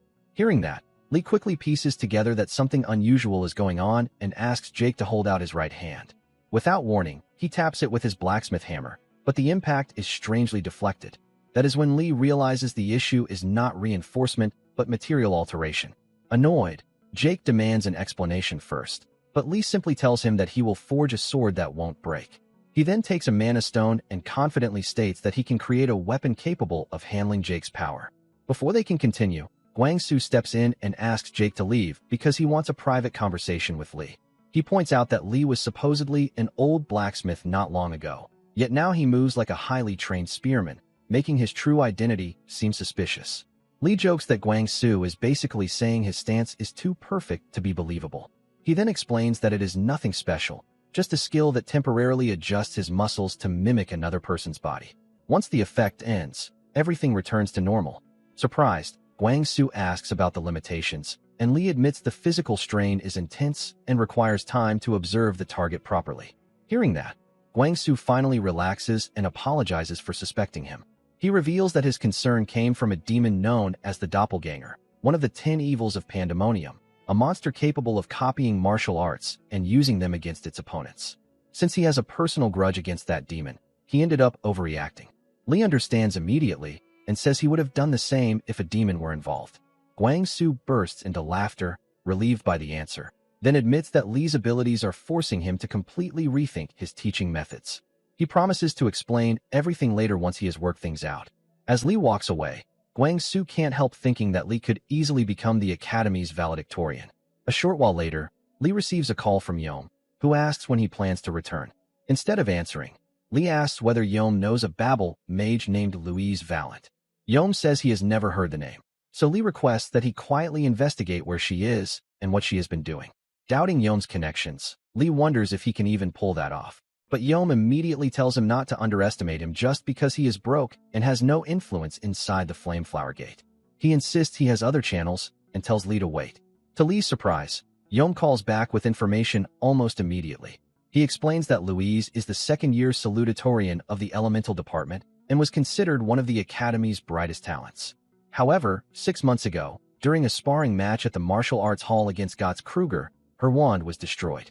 The wand had been crafted by Pierre Barmet, and the incident permanently damaged Louise's mana circuit. Since then, she has been on a leave of absence and is currently undergoing rehabilitation at UR's General Hospital, but her condition has shown little improvement. Just then, Jake spots Lee and approaches him, saying he wants to discuss the sword. Before talking about it, however, Lee asks whether Jake knows Gotts Kruger and Pierre Barmet. Jake explains that the two come from connected noble families and are both part of the nobles network. After hearing that, Lee asks Jake to investigate them. In exchange, he promises to forge the unbreakable sword within a week. Jake immediately agrees, but Lee follows up with a shocking request, telling him that the first thing he needs to do is break his own arm. Jake freezes on the spot, completely stunned by what he just heard. The scene then shifts to UR's General Hospital in Ascus, where a group of doctors gathers to monitor Louise's rehabilitation. As she attempts to use magic, her mana begins flowing, but the familiar pain quickly returns due to mana backflow. Frustrated, Louise realizes the lingering trauma is still affecting her. Seeing her condition worsen, the professor immediately orders the doctors to stop the session and administer mana neutralizers. Louise stubbornly insists she's fine and claims a short break will be enough to continue, but the professor firmly shuts her down, explaining that training is over for the day. Worse yet, her rehabilitation sessions will now be reduced, and her magic usage will be limited to beginner-level exercises. Louise is completely stunned and argues that she can still continue, but the medical staff restrains her while the professor ignores her protests and orders the neutralizers to be used immediately. Desperate, Louise rushes toward him, insisting she can still use mana, but before she can do anything, the medicine takes effect and she falls asleep. When she wakes up later in her hospital room, she reflects on how her impatience may have ruined her chances. Instead of dwelling on it, she decides she needs another solution. If rehabilitation training isn't working, maybe exercise or meditation will. Determined, she gets out of bed, only to accidentally bump into Lee in the hallway. Wearing a serious expression, Lee asks what she's staring at, while Louise immediately fires back that he's the one who should apologize. Suddenly, a wave of weakness hits her, and she nearly collapses, but Lee quickly catches her and calmly tells her to lie down if she's feeling unwell. Internally, Louise grits her teeth, knowing that causing a scene will only get her confined to her room. As Lee helps her back, he asks if she needs anything. Louise tells him to grab the medicine from her drawer, and after watching her take it, Lee suddenly notices something strange. He bluntly asks why she's harming herself when he specifically told her to get proper treatment. Confused, Louise demands to know what nonsense he's talking about, but Lee explains that the medicine she just took is actually making her condition worse. Louise freezes in shock. Right then, a hospital announcement calls Lee to the second floor. Realizing he's a blacksmith, Louise scoffs and angrily says she has nothing to discuss with a lowly blacksmith before telling him to leave. As Lee walks away, a notification suddenly appears, informing him that a bond has been established with Louise Valent. Even Lee looks surprised by that. Shortly afterward, a doctor examines Lee and informs him that his arm should fully heal within a week, with no damage to his mana circuits or muscles. Lee asks if that means he'll be discharged immediately, but the doctor recommends another week of rest just to be safe. Hearing that, Lee calculates that he'll be able to stay in Ascus for up to 2 weeks. During that time, he needs to get closer to Louise, repair her damaged mana circuit, and most importantly, deal with the suspicious medicine she's been taking. Lee then casually asks the doctor about Louise Valent. The doctor confirms she's one of his patients, and Lee mentions that earlier she suddenly grabbed her throat and collapsed while trying to use magic, though she asked him not to tell anyone. Concerned, he says he felt it was too dangerous to ignore. The doctor immediately understands, and Lee quietly thinks that everything is falling into place. The next morning, Lee calls Jake and asks for the information he requested. Jake explains that something definitely seems suspicious. As Lee already knows, Babel's Ivory Tower serves as UR's major sponsorship foundation and operates independently through support from professors, alumni, and related organizations. Because of that, its influence over magic cadets is enormous. Every year, the Ivory Tower selects scholarship students, and during Louise's second year, the 2 strongest candidates were Gotts Kruger and Louise Valent. Right before the scholarship sparring match, however, the wand provided to Louise by the Barmett family was destroyed, and in the end, Gotts secured the scholarship position. Jake also reveals that the Kruger and Barmett families maintain a cooperative relationship. Hearing all this, Lee concludes that Gotts Kruger and Pierre Barmett likely worked together to target Louise. He then asks whether Jake found anything else related to the inhaler medicine. Jake says that Louise's injuries were severe enough that Professor Charles from the Elemental Department personally stepped in to help her and continues sponsoring her treatment even now. Instead of feeling reassured, Lee finds that detail even more suspicious. After thanking Jake for the information, Jake mentions one last thing. Several people, including Yom and Erica, have been worried sick about Lee and have been giving Jake a hard time, so he should contact them soon. After ending the call, Lee realizes he doesn't even have Erica's number and decides he'll deal with it later. Arriving at Louise's room, he knocks on the door, but the moment she opens it, she grabs him and starts venting her frustration. The doctors have officially ordered her to rest for 2 full weeks and slowly restart training from beginner level. Louise fumes that she spent 6 months suffering through rehabilitation, and now it all feels wasted because of Lee's interference. Ignoring her complaints, Lee asks about the inhaler from yesterday. Louise replies that she didn't use it. That's when Lee calmly tells her that he can fix her mana backlash. Louise stares at him in disbelief and asks whether he even understands what mana backlash is. Lee explains that it's currently considered incurable, which only makes Louise demand an explanation. Instead of answering directly, Lee asks where she got the inhaler. Louise says a professor gave it to her. Lee then reveals that the inhaler is actually a mana eroder. To prove it, he activates his divine spirit link magic and shows her exactly what's happening inside her body. Lee compares her mana circuit to an electrical system. Originally, the entire circuit operated normally, but the damaged area around her neck has been overloaded beyond its intended capacity. That imbalance creates constant conflicts in the flow of mana, eventually causing overloads that prevent proper mana usage altogether. As the truth sinks in, Louise's expression darkens, realizing that the very person she trusted may have been responsible for her suffering all along. Anger begins boiling inside her, and she quietly vows that whoever did this will pay for it. Hearing her anger, Lee simply smiles and admits that while he's just a blacksmith and can't directly repair her damaged mana circuits, he can adjust things enough for her to use magic again. Louise immediately narrows her eyes and points out that nobody does something this big for free, asking what he wants in return. Lee casually replies that it's nothing major. Someday, he just wants her help exploring the 6 great monastics.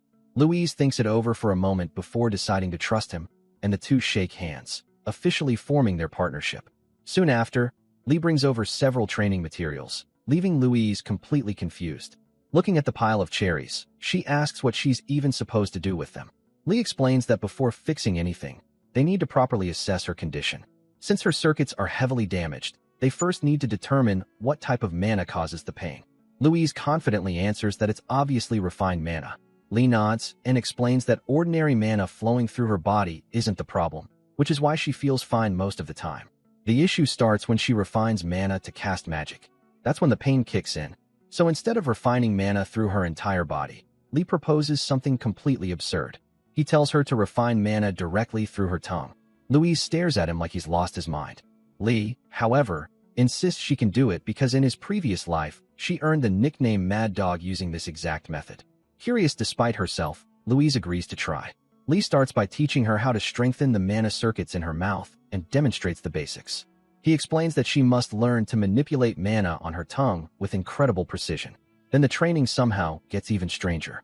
Lee orders her to shout at full volume while pouring emotion and mana into her voice, rapidly recite multiple tongue twisters, and even practice speaking while holding a stick in her mouth. Louise is convinced the guy is making things up as he goes, but she follows the instructions anyway. After an entire week of relentless training, she somehow succeeds. Even Lee looks impressed. Unfortunately, Louise is not. Frustrated, she points out that all she's improved is her pronunciation and enunciation, and she has no idea what any of this has to do with magic. Still, she calms herself down and asks for the next step. This time, Lee introduces her to word magic.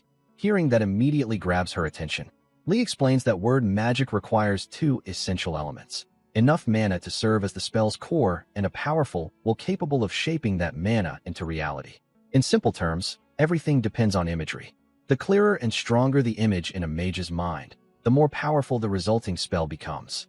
To demonstrate, Lee forms a simple mana sphere, then gradually adds transformations, attributes, and acceleration. The result launches forward and blasts straight through a nearby window. Startled, Lee immediately apologizes and promises to pay for the damage. Worried that he may have scared Louise, he turns around only to freeze in shock.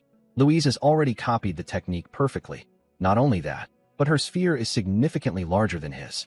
Watching the spell float before her, Lee explains that magic already bends the rules of the world, but a word empowered by powerful imagery can even surpass the limits of magic itself. For the first time in months, Louise successfully uses magic without feeling any pain. She stares at her hands in disbelief, overwhelmed with emotion. Lee jokingly tells her it's okay to cry if she wants to. Louise shakes her head and says not yet.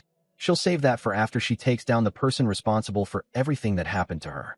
Hearing that determination, Lee tells her it's time for the next stage of training, overcoming her trauma. The scene then shifts to the Ivory training grounds, where Gotz receives an urgent call from Pierre. Nervously, Pierre informs him that a challenge has been posted on the Tower Cafe board. The challenger is Louise Vallant. In her message, Louise explains that after a long rehabilitation period, she has recovered enough to use magic again. While she is still not fully restored, she formally requests a duel against Cadet Gotz 1 week from now at the Martial Arts Hall. She even adds that if Gotz is unable to participate because of fear or injury, she will respectfully accept his decision. The moment Gotz finishes reading, his face twists with rage. Furious at what he sees as mockery, he swears that this time he'll make sure Louise never uses magic again. Back at the hospital, however, Louise is far less confident than her challenge suggests. She worries that her incantation magic is barely at beginner level and can't believe Lee publicly challenged Gotz on her behalf. Lee calmly tells her to relax because he didn't issue the challenge without a plan. He explains that when it comes to incantation magic, willpower matters even more than precise calculations. The subconscious mind plays a huge role, but because of her past experience, Louise has become afraid of using magic. This duel is necessary if she wants to overcome that fear once and for all. Even though she's still hesitant, Lee asks her to trust him. Louise nervously asks what happens if she loses, wondering whether the trauma will only get worse. Lee immediately dismisses the idea and tells her to stop talking nonsense because there's no way she'll lose to someone like Gotz. He even reveals that he's prepared a special material called Waterstone for her new armament. As news of the duel spreads throughout the academy, students begin discussing the incident from months ago and questioning how suspicious everything looked in hindsight. Meanwhile, Gotz's older brother is furious and warns him that any interference from the family now will only make matters worse, meaning Gotz must handle this situation himself. Privately, Gotz suspects his brother is actually enjoying the situation because if Gotz falls, his brother gains even more control over the family's affiliated businesses. Not long afterward, Pierre arrives to meet him. Still furious, Gotz accuses Pierre of ruining the original plan. Their intention had been to have Louise expelled and completely removed from the picture, but Professor Charles's intervention ruined everything. Pierre quietly admits responsibility and apologizes, but Gotz cuts him off, saying apologies are worthless unless Pierre has a solution. He warns that if this situation spirals out of control, both of them could suffer serious consequences. Pierre then smirks and tells him not to worry. This time, he already has a plan to deal with Louise once and for all. As Lee watches Louise work with the materials, he realizes this isn't the same Louise he knew before. The old Louise forced materials to adapt to her, but this version is learning to adapt alongside them, which means an even better armament can be created. Curious, Louise asks whether this is the special material Lee prepared for her. Lee explains that it's only a submaterial and suggests they start forging immediately. He instructs her to continuously infuse mana into it until the color stops changing. While Louise focuses on the task, Lee quietly reflects on how things are different this time around. Before his regression, he spent most of his effort making corrections, but now both Louise's condition and the materials are far more stable. Instead of fixing flaws, he can focus entirely on drawing out their full potential.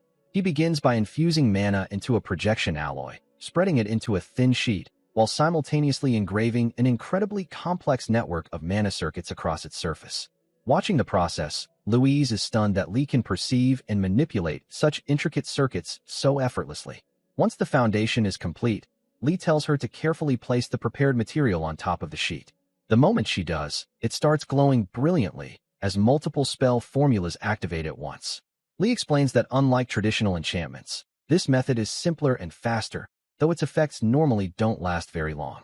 Fortunately, the Waterstone's ability to reflect and reinforce imbued traits compensates for that weakness. He then layers dozens of incantation patterns into the structure before the mana-filled metal plates begin assembling themselves according to the circuit layout. Moments later, a notification appears announcing the completion of the armament, Varg, a weapon designed to amplify the will embedded within mana itself. Excited, Louise immediately asks if she can use it. Lee warns her to be careful since she won't have full control yet and recommends testing it with the weakest spell possible. Naturally, that doesn't go according to plan. The instant Louise activates it, the resulting force blasts straight through the wall of her hospital room, shocking everyone nearby. 1 week later, the day of the duel finally arrives. The martial arts hall is packed with students eagerly discussing whether Louise can really stand against Gotz. Meanwhile, Lee remembers how Louise kicked him out earlier because she wanted to focus on training alone. As he waits, he suddenly senses something strange. A faint sound catches his attention, carrying a resonance disturbingly similar to mana erosion. His expression immediately darkens. Suspecting that someone is targeting Louise again, he follows the source and enters a nearby room, where he discovers a suspicious device hidden inside a box. The moment he approaches, he hears a familiar voice. Suddenly, an illusion appears, showing his master telling him to stop chasing impossible dreams, accept failure, and embrace death because he never succeeded in creating a weapon capable of turning back time. For a brief moment, the illusion feels real, but then Lee smirks. He points out that his master would never waste time giving long speeches when telling someone off. Realizing the entire thing is fake, he shatters the illusion and exposes the trap. Irritated, Lee complains that whoever made this has some nerve impersonating his master. As he destroys the device, he unexpectedly acquires a new C-rank skill called Awakening Dream. A skill so unusual that even Lee has never encountered it before, despite all his knowledge from the future. When he reaches for the broken device, it suddenly disappears, leaving behind a strange mark. Examining the traces, Lee instantly recognizes them. His face hardens as he realizes they're connected to Dawn, a fanatical organization of mages obsessed with magic whose methods are notoriously extreme. At that moment, he remembers someone connected to Louise's past suffering and finally pieces everything together. Dawn is targeting Louise again. Glancing at the clock, He realizes there are only 10 minutes left before the duel begins. If the remnants of mana erosion inside him are reacting this strongly, then Louise must be experiencing something far worse. Elsewhere, Louise sits alone in a preparation room, nervously trying to calm herself down. She tells herself that no matter how much she's recovered, nobody will believe it while she still carries the scars of her past. Even so, she insists she can do this. But the moment her eyes land on one of those scars, memories of her trauma come flooding back, and she collapses to the floor. Just then, Lee bursts into the room after confirming there are no more traps nearby. He immediately asks if she's hearing a ringing sound. Louise is shocked that he knows about it. Lee explains that he already destroyed the device responsible and reveals that the ringing stimulates traces of mana erosion, triggering traumatic memories and panic responses. Hearing that, Louise finally understands why she suddenly lost control. Frustrated, she calls herself pathetic for falling for such a cheap trick at such an important moment. To her surprise, Lee agrees. He bluntly tells her it is pathetic and pretty lame considering how confidently she talked before. He even says that if it's all too much, she can just run away. After all, she has a perfectly reasonable excuse called trauma, and eventually everyone would stop talking about it. That immediately sets Louise off. She demands to know what gives him the right to speak so casually when he's the one who placed all these expectations on her in the first place. Furious, she asks how he can treat trauma so lightly and questions whether he'll take responsibility if she loses. Without hesitation, Lee answers yes. The response catches Louise completely off guard. Lee then reminds her of what he said from the beginning. There is absolutely no way she'll lose to someone like Gotts because he never enters battles he expects to lose. According to Lee, she only needs to do two things: trust him until the very end and give everything she has to defeat her opponent. Finally, the scene shifts to the arena, where Louise and Gotts stand facing each other before a packed audience. Wearing a confident grin, Gotts mocks her, saying he heard she can no longer use magic and asks whether she's fighting just to protect her pride. Around them, the students gasp in amazement at the sight of Gotts's powerful hero-class armament. Louise, however, says nothing. The moment the duel begins, she calmly releases her mana. Instantly, the atmosphere changes, and Gotts's confidence vanishes as he stares in shock at the overwhelming power pouring out from her. Wasting no time, both fighters charge forward as the duel officially begins. Gotts immediately sends his undead summons rushing toward Louise, confident that sheer numbers will overwhelm her, but Louise calmly casts a single spell and wipes out the entire group in an instant. The crowd is left stunned, and even Gotts can hardly believe what he just saw. Still trying to stay composed, he insists the match isn't over yet since he can simply restore the undead with his mana. Before he can act, however, Louise fires the same spell directly at him. Gotts barely manages to block the attack, and the impact alone leaves him shaken. He quickly realizes that if it weren't for the arena's safety mechanisms, he would have been in serious trouble. Frustration starts boiling over as he remembers being told that Louise's mana circuits were completely ruined. In his anger, he even curses Pierre for failing to handle something so important. Then, in the blink of an eye, Louise closes the distance between them. Looking at the arena barrier, she casually remarks that it seems pretty sturdy. Gotts immediately senses danger, but before he can even think about surrendering, Louise unleashes the same spell once more. The attack lands perfectly, and Gotts crashes to the ground, completely defeated. Moments later, the announcer declares Louise the winner. The entire arena erupts in a shock as students struggle to process what they just witnessed. Standing tall after her victory, Louise boldly declares that anyone who chooses to mess with her should be prepared to face the consequences. Later, the scene shifts to the hospital, where Gotts is receiving treatment. His injuries are severe, and to make matters worse, his mana circuits have suffered catastrophic damage that doctors are unable to repair. Elsewhere, Gotts's older brother meets with Pierre and coldly informs him that the complaints coming from both the UD group and Dawn are becoming increasingly serious. Even though Gotts was reckless, his natural aptitude still made him useful. Pierre apologizes, but Gotts's brother cuts him off and points out that Pierre must have some kind of solution if he's still standing there so calmly. Pierre explains that once Louise enters the ivory tower, he already has plans to deal with her. As for Lee, the upcoming subjugation training exercise presents the perfect opportunity. If he receives a little support, he promises to handle both problems personally. After a moment of silence, Gotts's brother agrees to help, but issues a clear warning. If Pierre fails again, he should be prepared to give up his succession rights entirely. Pierre accepts the condition and promises not to disappoint him. The story then shifts back to Lee, who is deep in thought. Something about his newly acquired skill feels unsettling. To obtain a skill, a person normally needs at least some aptitude related to it. If this were simply a hidden talent he always possessed, that would be one thing. But if he somehow developed an aptitude that didn't previously exist, then that raises an entirely different set of questions. As he analyzes the skill further, Lee finally begins to understand its true nature. Rather than being an offensive ability, it's actually a mental barrier skill. Combined with Dream Ivory, the reward he obtained earlier, it could become an incredibly useful tool in the future. While Lee is lost in thought, Louise arrives and sits beside him. Lee asks whether she's finished with her discharge procedures, but Louise explains that she still has several tests scheduled for the following week. She then tells him about a conversation she had with Professor Charles the previous day. The professor asked when she planned to return to the elemental department, but Louise informed him that she intends to transfer to the martial arts department instead. Since the magic she now uses differs completely from the standard theories taught by the elemental department, she no longer sees a reason to stay there. According to Louise, Professor Charles simply sighed and said it couldn't be helped, though he also told her that she could always come to him if she ever needed assistance. Louise then looks at Lee and admits that keeping her composure during that conversation was incredibly difficult. After everything she has learned, she had to fight the urge to confront Professor Charles on the spot, making it one of the hardest conversations she's had since her recovery.